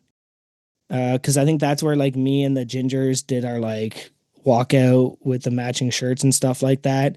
So we got to do more bits and have a little more fun. But I think as far as how things felt and how excited I was, the first of the Lift Hard, Live Easy is going to top that for me. Crew Falls I've only been to one. I don't know if I'll do a second until, things get way cheaper. But like that Crew Falls was crowdsourced. You guys paid. My friends paid for me to go to that for my 40th birthday. Like that was one of the coolest things. If you look at everything that happened to get me there, that was my 40th birthday present from every single friend I have. That is the coolest shit that has ever happened. And then I got to go hang out with a bunch of other cool friends. So yeah, that's my answer. Crew Falls. Yeah, go for Crew Falls. If you want to compete, go to the Lift Hard. Don't let it be your first competition. That's not fair. It is the best competition you will ever be a part of, and it will ruin every other competition you try and go to. If you don't want to compete and you just want to hang out with buds, yeah, Crew Falls is where it's at. Big Nate. Well, I don't go to anything. I don't do anything. I'm busy, and I mean, all these kids. You go to the bathroom when they come to have a pizza. Yeah, party my right favorite next to your event house. was the time I had diarrhea the whole time the guys were in town and just sat That like on an the hour couch. away from you too. It was like so close. Dude, yeah, it's so frustrating. And that pizza place is awesome. It's such a huge bummer to be pooping every 5 minutes instead of getting to hang out with your friends and eat really good food together. Yeah, that was my favorite. Was just that time spent on the toilet Sunday morning and all throughout the day. No, I don't know. I guess my favorite. You've done what? You've done most of the Arnolds and then Lift Hard, Live Easy last year, right? Anything Yeah. else? I think that's it, right? Okay. Yeah. I don't know. Lift Hard, Live Easy is the best one I've been to because I got to meet the most people, and it was really cool. A cool culmination of. Yeah, I finally got to meet Keith. It's still wild. It took us almost 3 years. Like we know. I mean, 3 years of doing a podcast together to meet, but like knowing each other for like 5 years or 4 years since we did this. Yeah. Wild. But so I don't know. That whole trip was like just like Joey said. Like all of a sudden, my wife was just like, "Hey, by the way, you're gonna go," and then I couldn't go, and then all of a sudden I could go again. And it was just a whirlwind of emotions. And then I got to, because I didn't think I was going, I got to surprise everyone, which was really fun. And it kind of makes me not want to tell anyone I'm going to do anything ever again and just show up and surprise everyone all the time, which I won't be doing this year. So yeah, don't get your hopes up. If you were coming out. No, that ain't going to happen. And well, you know what? If we crowdsourced Joey's trip to Crew Falls, my wife said if I can get an in-home nanny for the entirety of my being gone after our fourth child is born, it's fair game. So if you guys, When's she due? June 15th. Jesus. So a day early, we'll share a birthday. Hey, I pray that she isn't because we have a wedding booked that day. Wait, she's doing a wedding the 9 She's months? booked, yeah. Literally 9 months pregnant. Yeah, that's going to be a blast. Can't wait. That's, well, she booked it before, what are you going to do? She didn't want to back out. All of our kids have come pretty late other than So Theo, you'll be doing a wedding. Yeah, it's not, it's not a lot of work, but it's a lot of work sort of thing. So it's a lot of sitting around and waiting to move stuff. Sounds like what we do here. Yeah. But yeah, so I probably won't be there. I will say after going to the Arnold this year and building like Gym Radar and all this and being involved in all of that stuff, I would really, really like to get to Home Gym Con. Me and too. I could make that drive, but that's just not going to happen this year for the same reason, which is a bummer. Yeah, it ain't going to happen. Next year. There's always next year. I see Home Gym Con in my future. Probably not this year until, you guys know the reason why, but until things change a little bit, I do see Home Gym Con in my future at some point because it does sound like a blast. It sounds like that's where I need to be at some point with Keith just going around being unpaid and underrated. I am nervous. Yeah, I just want to touch more equipment. I'm nervous about this year's Home Gym Con. No, in the sense of I want to have the most fun crew time, but like there's gonna be so many crew, and it's gonna be very, very hard to organize like a dinner or something because like there was a bunch of us, but I have a feeling there's gonna be like 100 crew at Home Gym. Like I legitimately think there's gonna be 100 crew at Home Gym. You just focus on your reviews, and knowing that Tanner and Tommy aren't gonna really be organizing anything. You just focus on touching equipment to make reviews. Motherfucker, you did the same. I don't want to hear that shit. And if I've used it for more than like 5 minutes or multiple times, I don't care if I own it or not. Oh, he's going to Home Gym Con to boost his review. Yeah, that's what I was saying. Yeah, because he said last week that's what he wanted to do at the Arnold, but didn't want to wait in line. Oh, I missed. Definitely at the Arnold, not the Arnold episode. Yeah, maybe not. Yeah. But no, Home Gym Con's a blast. I know. I genuinely can't wait for that. Each other's fun. But yeah, this year will be a good time. So it'll just be so I'll be the lone wolf at Lift Hard Leave Easy this year. Yeah, probably the lone wolf. Hey, Tom will be there, and he's me, so it'll all basically be there. I mean, he has one of my favorite, Ohioans. Ohioans. He's a good guy. He's better at taxes. Didn't what is this? How many words said? Because I think I know what it is, and I think it's time to talk about that. Oh, is that when did anyone do that for us yet? I think that's so I think I added that to the show notes because I was like, this is a conversation that I could text Keith a bunch of stuff, but I'm going to be on the podcast, so we can save it for that. Do you have the data in front of you? No, I mean we could. You suck. No, so what you're asking for. One, and this is a further discussion of just like AI what's a word and large language models, stutter? Large language models, but like the concept of a large language model and asking it to count how many words exist in something is like very dangerous because it's not good at that. It's really, really bad at that. But asking it to just go to a podcast and figure out how many words were said on that. You could probably program something around. Would you just go to you'd go to the transcript and then just counts words on pages? And that, but it can't do that. It can't. It cannot a fucking word on a transcript. No. Well, so for some perspective, Keith, I went and asked ChatGPT, how many times has Unpaid and Underrated talked about wrestling? Can't. It said 5.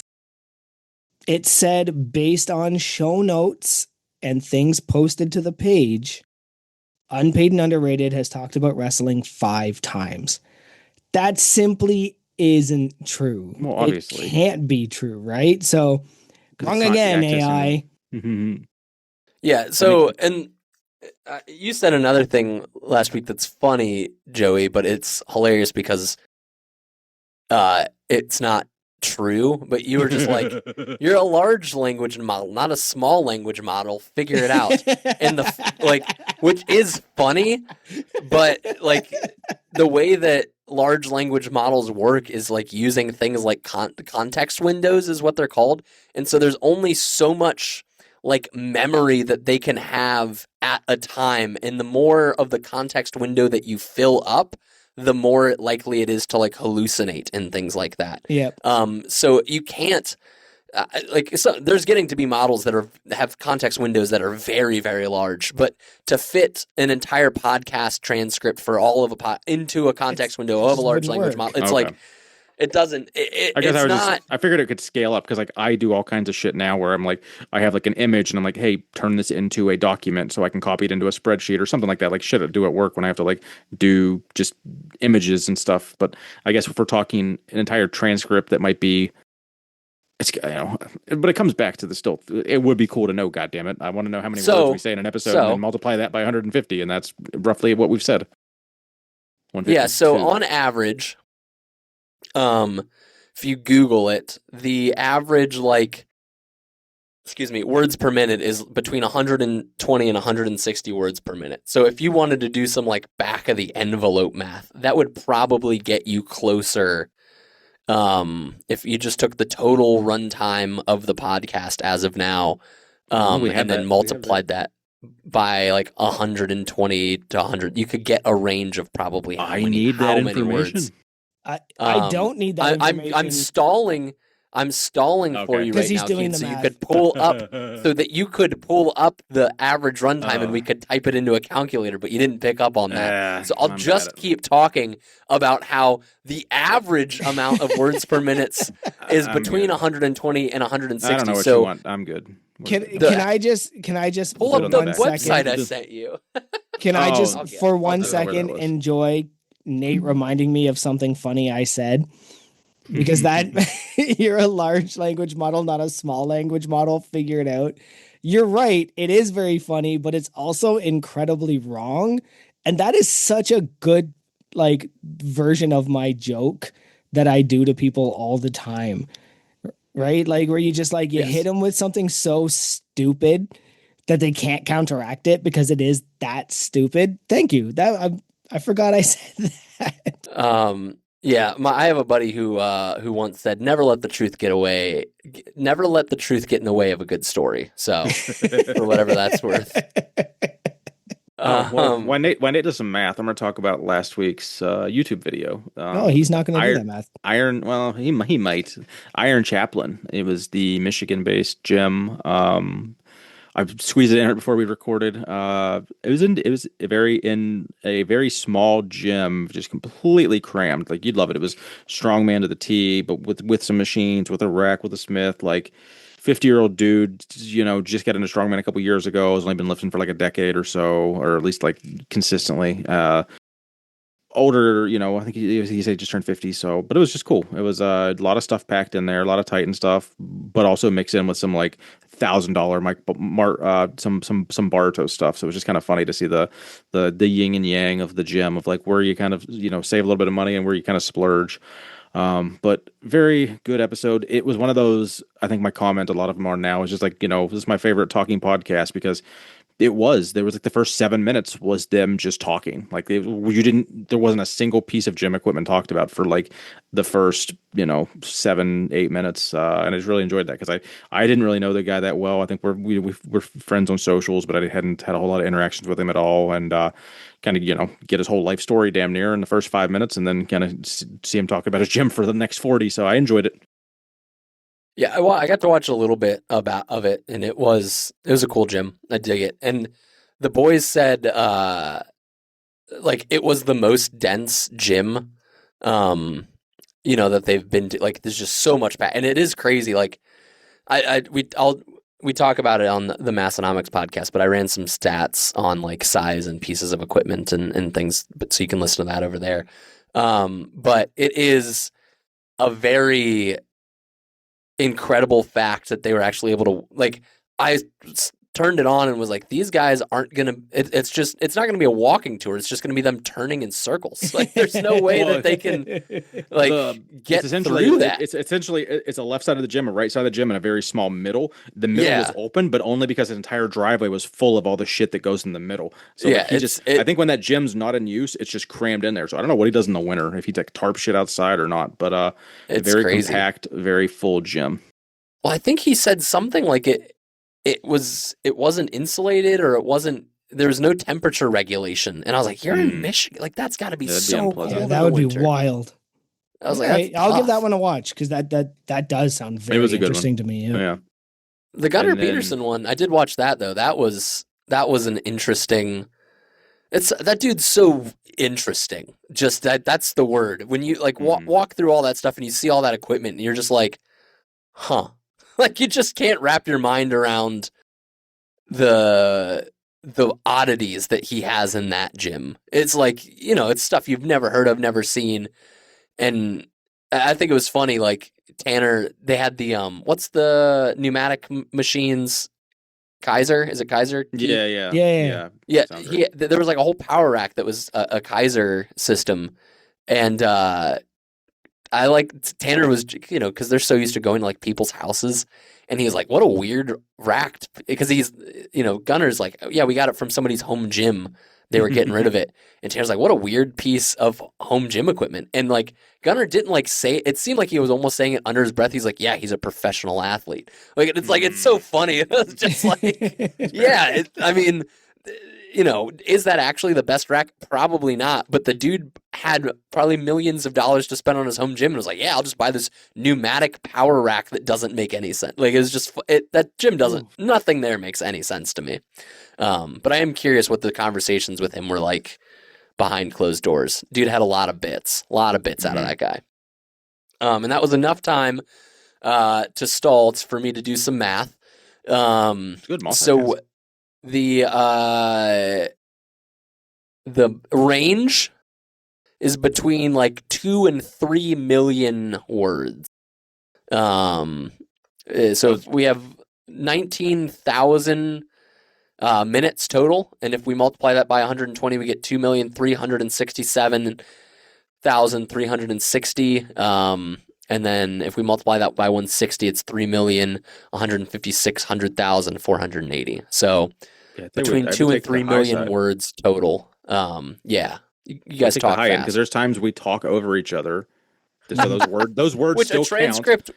And a transcript would never catch. Like for so I'm saying like there's more words spoken than what a transcript probably catches.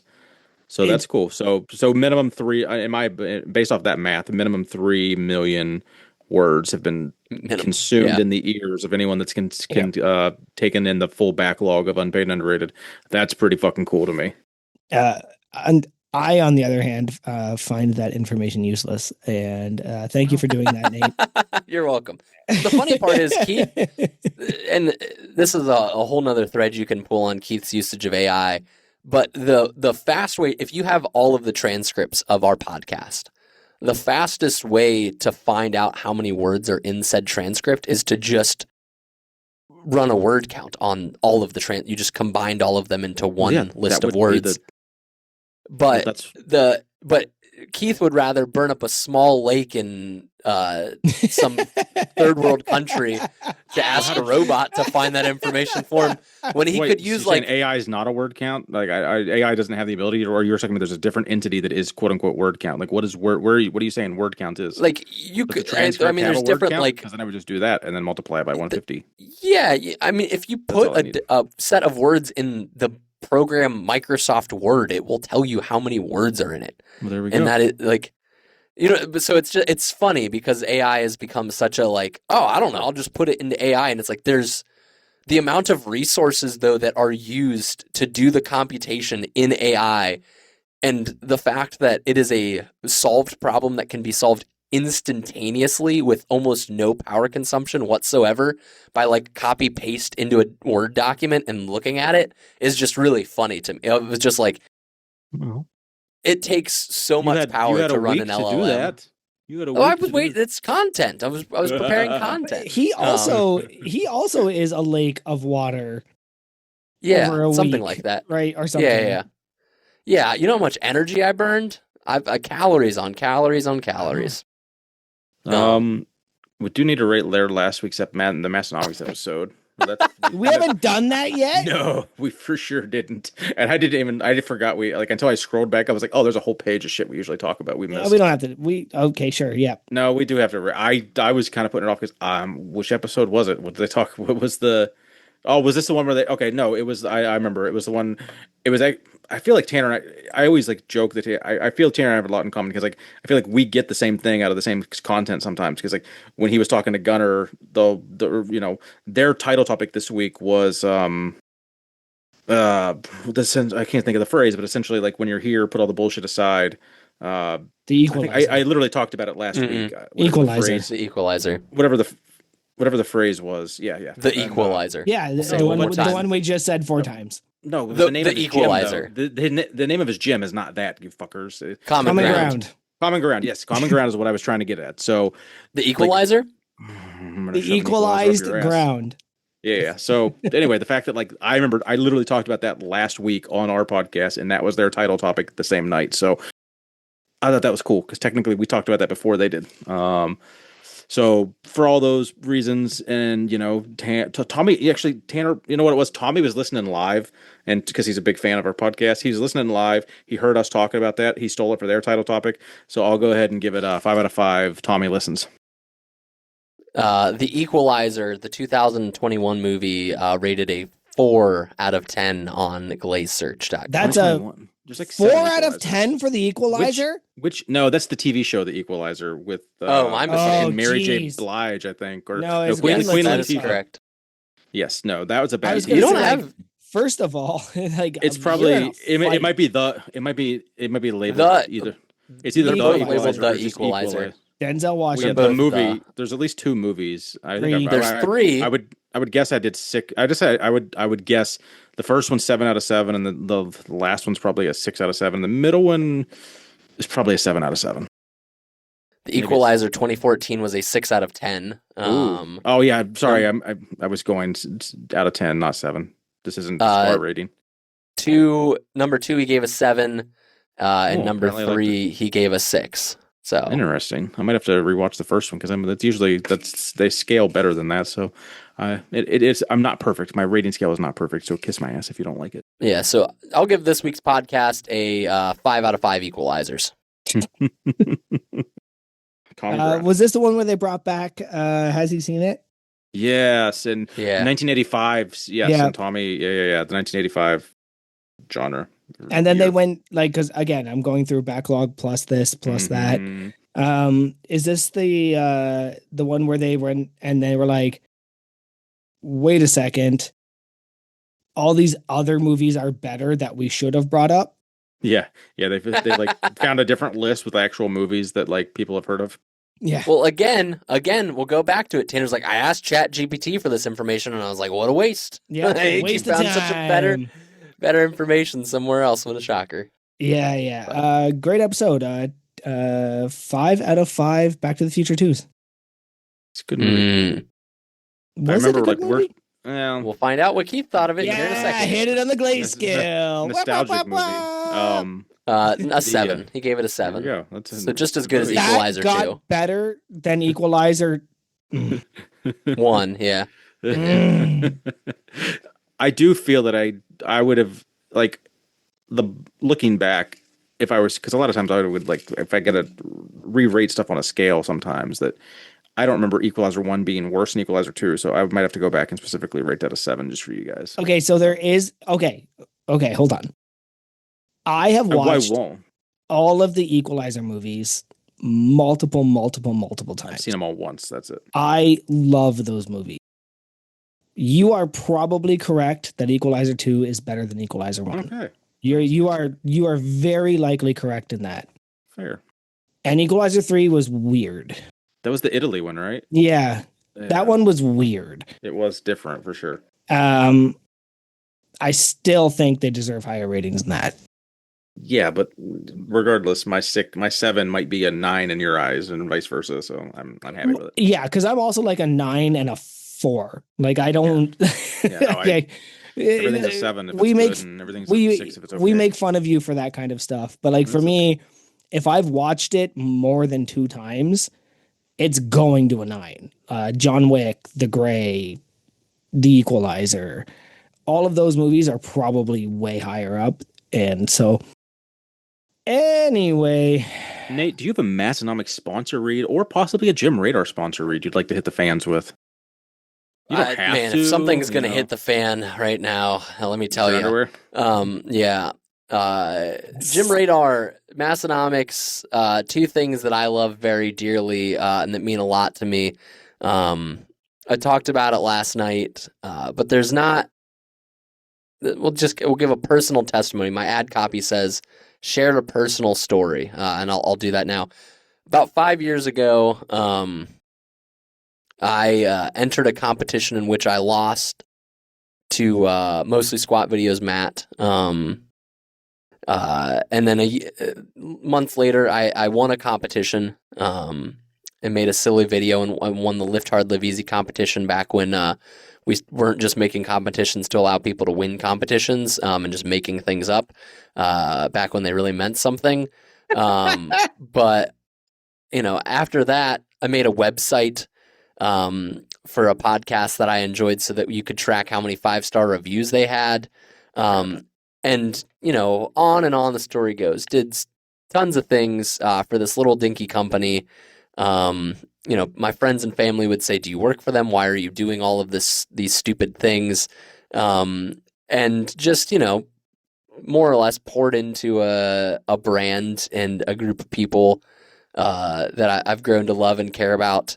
And I was graced, if you work hard enough, kids, someday you'll get to ignore your family for months on end and build the coolest website that exists for home gym equipment and everything to do with gyms. And so that's Massonomics. It's a place where dreams can come true, where you can make silly videos and make bingo websites for podcasts, and eventually someday they'll text you while you're taking your kids to Costco and say, can you get on a phone call and have a secret conversation with us so that we can build something really cool with you? And that's Massonomics in a nutshell. Actually, it's just my story. But your story could be like that too. So what I'm telling you is right now, go make that video. Go be that influencer. Tap your fingernails on the barbells of life and influence your life into the correct direction. And that direction is massonomics.com/join.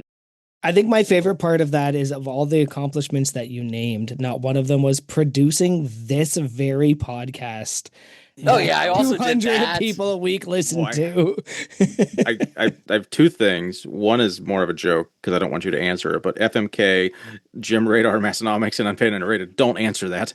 But also, I'd kill. No, I was just kidding. No, but so think about the timing though. Like Gym Radar wouldn't exist the way it exists today if they were. I'm not gonna do the big math, but somewhere between 7 and 9 months in either direction of you having your kid. Like if you had a newborn right now. Or so in October when they reached out to you or whatever, if you had the newborn then, there's no way you were making Gym Radar, period. It was really funny on the second phone call I had with them, I think, and we only had 3 or 4 phone calls, I think, overall, but I was like, oh, also, just so you guys know, it's really early. My wife was 8 weeks pregnant, but I was like, my wife is pregnant, by the way. And they were like, oh no. And I was like, oh, don't worry, it's early. She's actually sleeping a lot, which makes this way easier to get stuff done. Love you, Kayleen. Yeah, she was sleeping a ton. So she'd fall asleep at 7 o'clock on the couch. I'd put all the kids to bed and I just worked tirelessly. So it worked out all right there. But yeah, it is crazy. I mean, you look at the whole thing, I wanted them in some video to be from the producers of TateSounds.com. It's the track record of from what it was to where I am and what I got to build now is it doesn't make any sense to me. I'm incredibly grateful that I would be considered to build something like this and given the opportunity. So it's really cool, but it's so funny that it's oh, what's your resume look like? And there's, professional stuff, but it's I made a bingo website. I did some soundboards. This doesn't make any sense that they trust me with this. Tanner was like, oh, that's the reason, we thought you could do this. And I was like, I'm glad that a soundboard for Dave Tate made you think I could build this incredibly complex system. So yeah, it's really cool. Gym Radar is really cool. I'm really, really thankful for the opportunity. One thing we forgot to mention on the podcast last night, that I texted Tommy about, that he razzed me about when he realized it was true. But when they asked me to start working on Gym Radar, I had not had a Macintosh that was modern for years, maybe 4-ish years. I had an old iMac that was from 2014 that I was using, and the way that I built Glaze Search and a lot of these little random apps is I built them from an 11-inch iPad Pro with an attached keyboard, and I would use, and this is kind of nerdy, but I would use VS Code. They have the ability to use it, which is the code editor I use, from a website, and it was the worst way ever to write code. It constantly broke, didn't work. The UI would shift around. I built so many apps doing that. And they were like, hey, we want you to build this thing. And I started it on an iPad, started building the whole thing from this like incredibly janky system. And then I realized I needed to get a real computer. And when I was talking to Tommy about this, he was like, wait a second, you just got this like MacBook for this? And I was like, yeah. And he's like, does that mean that Keith had a better computer than you for like a few like months on end? And I was like, yeah, I guess. I was like, I had computer, like I had access. I just didn't need it for what I was doing. So I didn't want to spend the money because I got everything done through other systems. But I was just like, yeah, we could say that, I guess, because Keith had the nice new MacBook Pro. Got him. But yeah, it was really funny when Tom, I was like, we should have brought that up on the episode, but that is actually we could do that here. Yeah. Anything else sticking out that didn't get chatted about last night that you wanted to, just shed light on? I don't know. A lot of people were just asking for like behind the scenes stuff, but I mean, I'm sure you covered anything they wanted to share last night for the most part. But well, I don't know. We talked about just stuff, and Tanner and Tommy asked about like, what was it like working with us? Like they asked that. Oh, that's good. Like, I don't know how to answer that. I was like, it was good. They're like, I mean, I've done a lot of like contract work with people over the years, not so much now at the company I work for, because it's all just like we're building our own internal products that we sell. But like back when I worked for more or less Xerox, like, I ran sales, support, develop, like I did everything for that company and so I interfaced with tons of customers all the time. And I'll tell you, Tanner and Tommy are the best customers I've ever worked with. I'd imagine. They were. It was great working with them. They're very great to work with. Incredibly generous and kind. So, and that's that more or less what I shared there. But it is. When I think about it, the only thing I can think about is just like how grateful I am to like get to like, you know what I mean? Like there's something that's happening, and when you're like, hey, would you want to do this with us? It's like, I'm honored that you would even consider, like there's, I've already said it, but it's just how else can you feel but just like grateful that, you've been asked to be a part of something really cool. And that means like I'm walking through the Arnold and I just want to be like, go up to equipment manufacturers like, hey, do you know Jim Radar? That was me. It's pretty cool. Like you should check it out. Like, you know what I mean? But it's really cool to see. And I think we talked about this a little bit last night, but they asked what they played, least fun, most fun with me. And, I was like, what? They're like, what's least fun, most part about Jim Radar? And I was like, the most fun part is like getting to see people use it, and like people using it, not just like to climb leaderboards and leave reviews, but like people being like, this really helped me find what I was looking like. And I've been using, like, I want to find a bench that I like, and I can go through and find benches that people are using and see like legitimate reviews. And it is incredibly helpful as a tool for finding gym equipment. And even like just going on there and top secret, we added a feature that wasn't really talked about anywhere. But if you are on gyms and you go to the advanced filters on the Gym Explore page, at the very bottom now, you can sort by country and then also state, province, whatever. Oh, dope. So if you outside, you're not featured on the CTF map, but if you're looking just for like gyms in Ohio, if they're not CTFs, you can also see that. And just like going through there and like looking at like random countries, and it's so cool. Like just like looking through like all of these unique gyms and everything that exists all over the world is so cool and rewarding that I got to build a thing that people use. And I feel that way even, I built Tate Sounds and like 50 people used it. And I was like, this is the coolest thing ever. Like there are 1,000 registered users or whatever on Gym Radar. And I'm like, that's insane to me that like people want to use a thing that I got to build. It's super cool.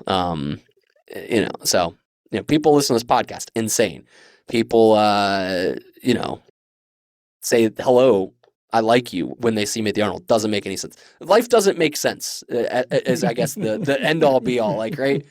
Like people just come like, and it's every time I've been in the Arnold, like when Shelby recognized us at the Barefoot booth, and it's like, oh, you're Nathan, and I was like, why do you know who I am? Like this doesn't make any sense to me. So yeah, it's all just, it's very cool. I just want to see people use it, enjoy it. I want it to be used for good. Like I like the Not stances for that we have. evil. Yeah, I don't want it to be used to like beat other people down or to like make other people like I want it just to And be a good place to be. And you guys have done pretty good at like bringing that in, right? Like you can't see who follows your gym, you can't see who likes you, all that kind of stuff. That's really good. Yeah, and it's hard to balance that because people really do want it, and it's something we see people request a lot. Is like Yep. I wanna like people's gyms, and I want to know who like, and I'm like, do you though? Like I Yeah. think you do, but it's not good for you. Yeah. I don't want those features. Yeah, I'm against But there's features that we've been talking about rolling out that I think will help with that sort of desire, but we're gonna try to balance it in a way that doesn't make it bad. So give people the opportunity to maybe interact more and do things, but not try to stay away from, is this a good deal, or just like, I don't like you, like just avoiding that kind of vibe. But people, that's the thing. Like people are like, I left reviews for every single piece of equipment I've ever used in my life. I want more to do on this website. So it is very difficult because you can go the social media route and just make it bad and people will stay on it forever. But you don't want to do that. And sometimes I don't think people, it's Spider-Man. With great power becomes great responsibility. And, as this grows, it is a great responsibility. If we become the sole piece of information about home gym equipment, like that is a terrifying responsibility. You know what I mean? To maintain that, and there'll always be some diversity. There'll always be but I mean, even if you just get like a 5% segment of the market, or even a 1% segment of the market. No, I'm not saying like the home gym, but like there's hundreds of thousands of people that out there, if not millions of people out there that like might not ever stumble across it, and that's fine. We're still going to have thousands of people on it, and I think that's still pretty badass. But Stephanie actually was on it today for the first time by watching the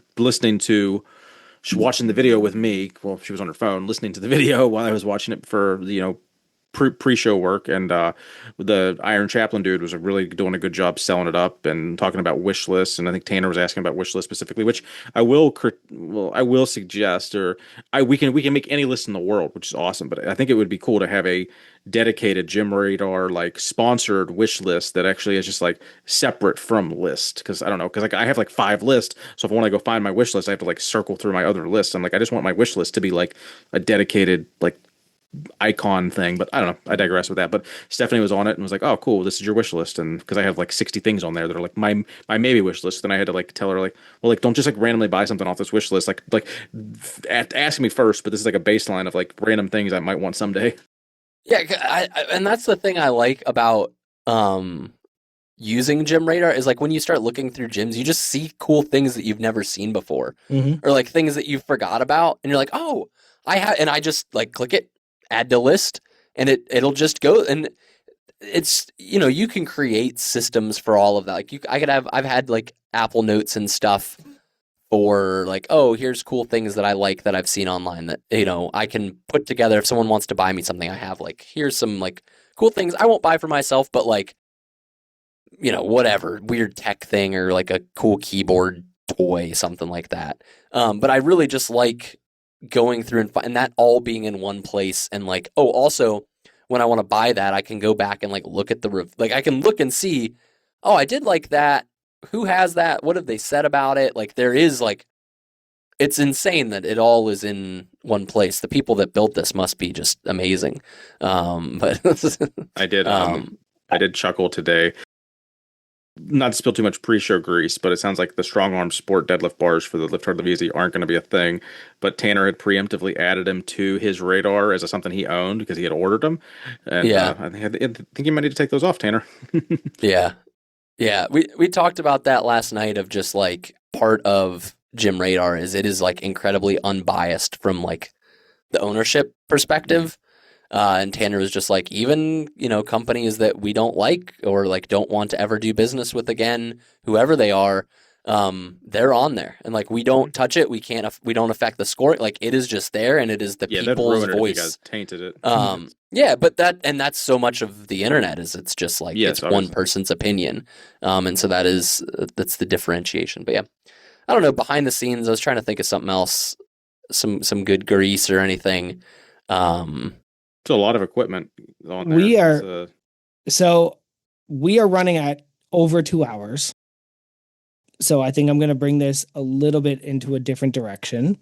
A lot of the time, in the post show grease, people seem to get a little bit of a like behind the scenes, what we're planning, what we're doing. So I wanted to ask you guys specifically: is there anything you want to talk about with the future of Unpaid and Underrated? I mean, like I can talk about, sometimes we have surprise guests, we have celebrity guests. I have nothing lined up. I'll be honest with everybody there. There is one. Like sometimes we do this. We're not going to. Yeah, there's one that I was working on, and then it just kind of fell off. Keith, yeah, I think you know who that was. yeah, no, that's someone I could have got. There's people I know that I could get on, but I'd have to like beg them to get on. Like if they're not a loyal, like there's a lot of people that are in crew that are just like friends of Tanner and Tommy, and they're not necessarily like into the crew stuff that we do. So yeah, and we've had bad experience with some of those guests, and even if they're personal friends, I don't know. But as far as that one in particular, a lot of people said would be a good idea. Yeah. So I did chase that pretty hard while you were, I think, I could at the even Arnold. follow up with him, and we could get him on if we really wanted to, but it'd be like a very short episode probably, and it just wouldn't be the episode that we normally do. Yep. I don't know. We'd take that offline, but as far as future things, I mean, I'm really happy with what we do. I love our format. I love that I'm like scheduled 3 months out right now because that just takes a whole layer of stress off, and just like that's why it was like the other day we were like, oh, can we squeeze this person? I was like, oh, we really can't unless they just want to join for a pre-show and dip out, like, or it's got to be a bonus episode. But then we're pushing the whole schedule around, and I'm not trying to deal with that. So it's like, I love that we almost have it on autopilot, but we're still producing a very awesome thing. Autopilot in the sense of like, I just like bulk schedule and then don't have to worry about it for a month because it's anxiety. It runs like a well-oiled machine at this point. It does. We know what we're doing, and it functions, and we all serve our purpose, and we know what to do, and it just keeps running. But an episode like this was fun. I have dabbled with the idea of like wanting to get older guests on more, but then it's like, I don't want to. People don't really need a whole new episode because then it's like we're just going to rehash the same stories. But like, I did bring up somebody who I do want to bring back. Yeah. We won't say who that is. Oh, yeah. That person I think has been. It's one of the OGs, as you would call them. And that person wouldn't mind coming back, possibly, or even just talking to us offline. Yeah, I'm fine with that. Which is really cool. But I did tell that person that, yes, you are welcome to jump on an episode, have a whole episode to yourself. I'll get you the schedule. And it's things like that we should be doing. And we could do mini episodes, even like just know that it's going to be like an hour episode because we don't need to dive into your whole life. But then it's like, is that what the fan? I'd almost want so. The crew, you've been amazing. You've literally been blowing up Unpaid and Underrated, or whatever our chat name is on Massnomics Discord for each week now.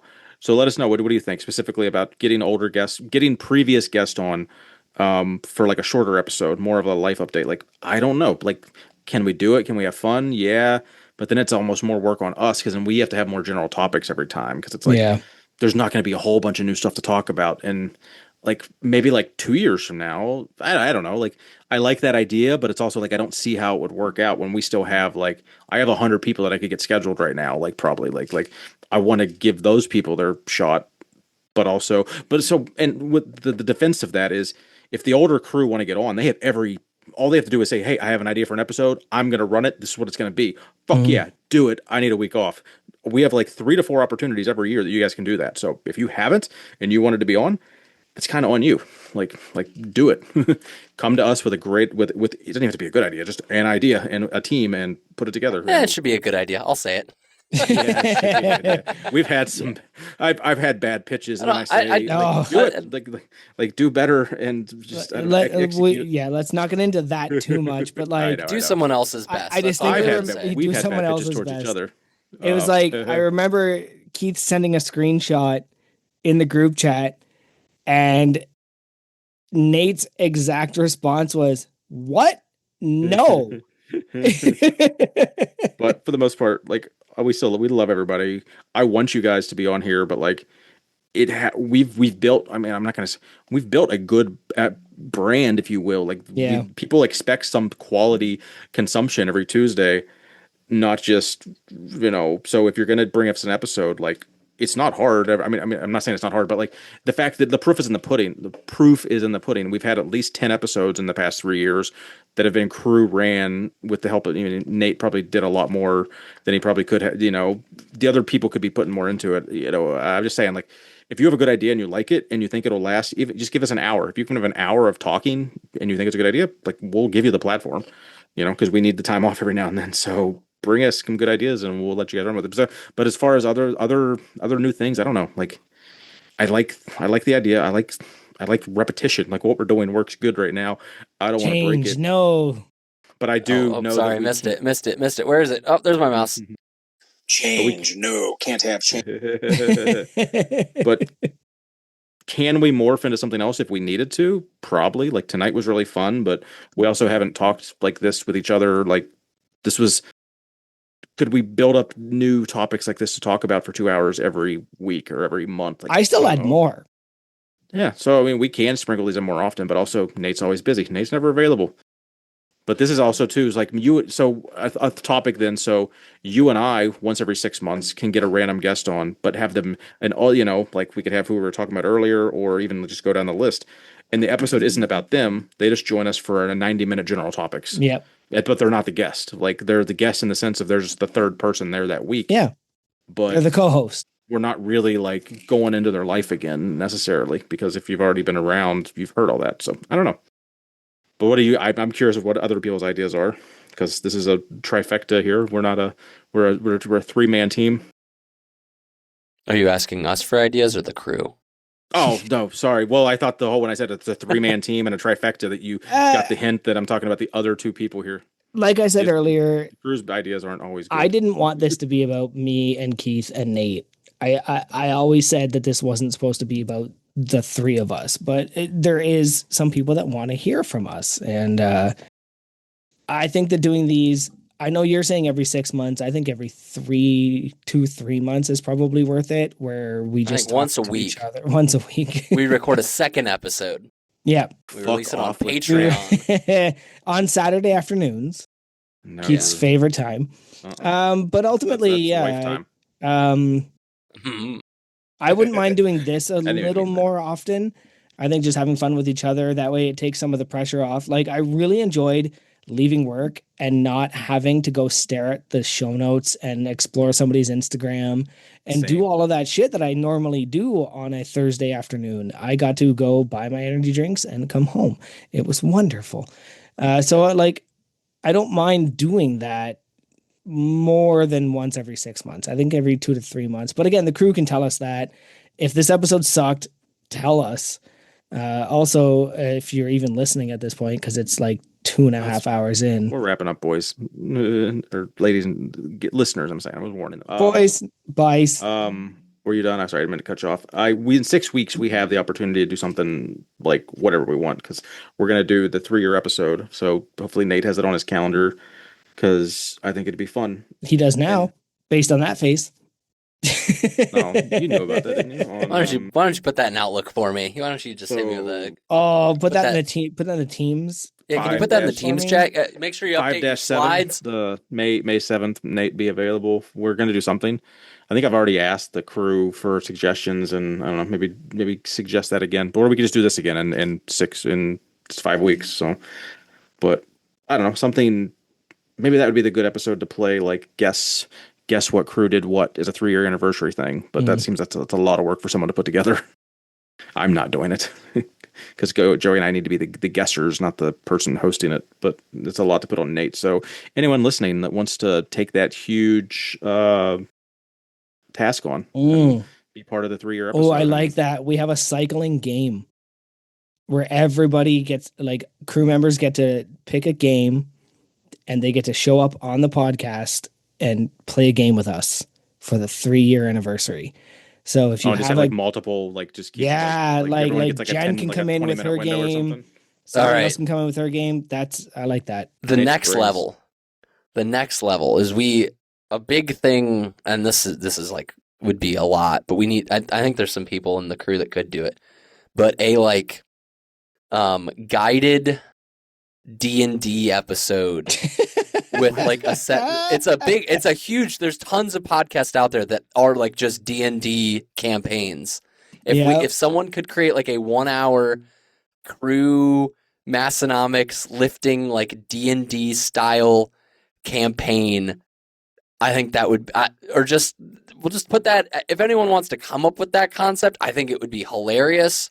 So just put that in your. I've never really played D&D, maybe like once in my life. So, but I know that's like a huge thing that people do. Like for example, one of the biggest sports podcasts. You guys joke about it. One of the biggest sports podcasts in the world does it once a year now, where they do a D&D set of episodes. So it's like, and the dungeon is the live hard, live easy.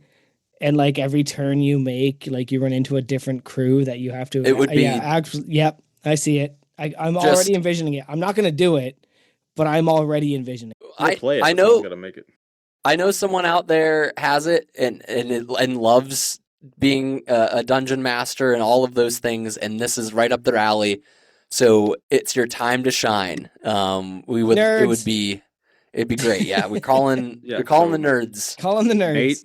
May 7th was when we'll be recording said episode of some sort. So which you don't have a lot of time to figure it out. So we've really given what you guys want to do with this, or because if not, we're just gonna shoot the shit for another hour. I don't know, like that night, but or 2.5 hours. Anyway, I'll just get Huck Finn on and talk to him. All right, boys. Just get him to show Nate, some we're gonna slurs. find you at, man. Assuming are we good? I think everything. Joey. Okay, let's round this down. I'm exhausted. Yep, we're gonna find you, Nate. You can find me literally all over the internet. You can find me at floraldesignsbyk.com. If you're in the Akron area, the Northeast Ohio area, or if you live really far away and want to pay for our travel to set up your wedding, you want to meet me and you're like, man, I want to meet Nathan. How do I get to my house? Book a wedding with Floral Designs by K. And just not in June. Yeah, just not in June, like that one wedding that we are doing in June. But that's fine. You can find me there. You can find me at the Eckberg Family Training Club on gymradar.com. You can see all of my equipment that I have. Maybe, I don't know if this isn't even accurate, something about the painter's house is never painted or something like that. You can find me there. You can find me at our friendly neighborhood Glaze Search on Instagram. I considered changing my Instagram name, but I was afraid of the ramifications. But I was really thinking about technical guy Nate on Instagram. I feel like that I might have finally earned that Instagram handle. Yeah. Keith will hate you for changing your handle though. No, it's not. And I don't think I could handle that personally, so no pun intended. But yeah, find me at those places. Yeah, I'll be there. And also, I'm bricking my phone for a majority of the day. If you get my phone number, text me if you want to talk to me. If you DM me on Instagram, it'll take me days to see you. So that's all, folks. Big Joey, where you at? Joey_Malesko, MLECZKO on the Instagram, or the Dilf Dungeon on Gym Radar. There you go. We are Unpaid and Underrated Podcast on Instagram. We got the website, unpaidinternpodcast.com. Go talk to us on the UNU channel on the Massonomics Discord. I am Keith Honeycutt 73 on Instagram. More importantly, go follow my Orange Jim, the No Wine Cellar. Until then, we'll see you next Tuesday. 2 years ago today, we all lost a good friend from the crew. He had some, so if anyone's ever having any mental health struggles or thoughts of anything self-harm related, please reach out to somebody. I know we might not know, exactly what you're going through, but everyone can be an ear to listen to and a shoulder to lean on, etc. So some drastic, permanent solutions aren't always the answer, or never the answer. So we miss you, buddy. That's that.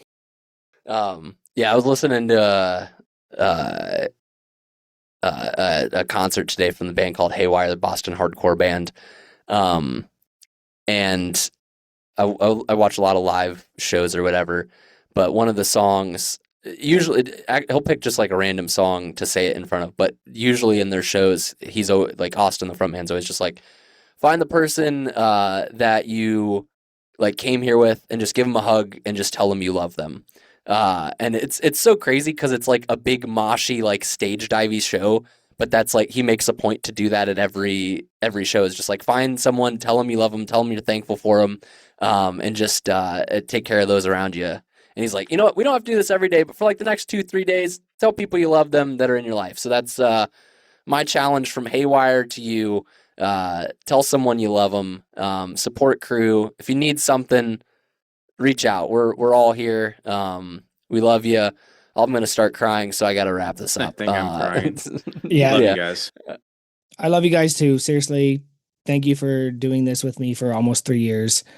It's hard every Thursday morning to get up and go, fuck, I got a podcast tonight. And then by this time every night, I'm just like, God, that was so much fun. I can't wait to do it again. And Agreed. I can't wait to do that again with you for however long this goes on. We got 3 more years in us. I got I'm gonna podcast for the rest of my natural Yeah, life. we know. It's gonna be me just talking about Jim Radar to myself. But it's gonna be I went to the gym and I touched this and then I rated it and I got extra points. I have 4 million points on Gym Radar. All right. Well, hopefully everybody got to listen to this post show, and we'll see you next Tuesday, boys. I'm going to bed. Good night, world. Honk honk.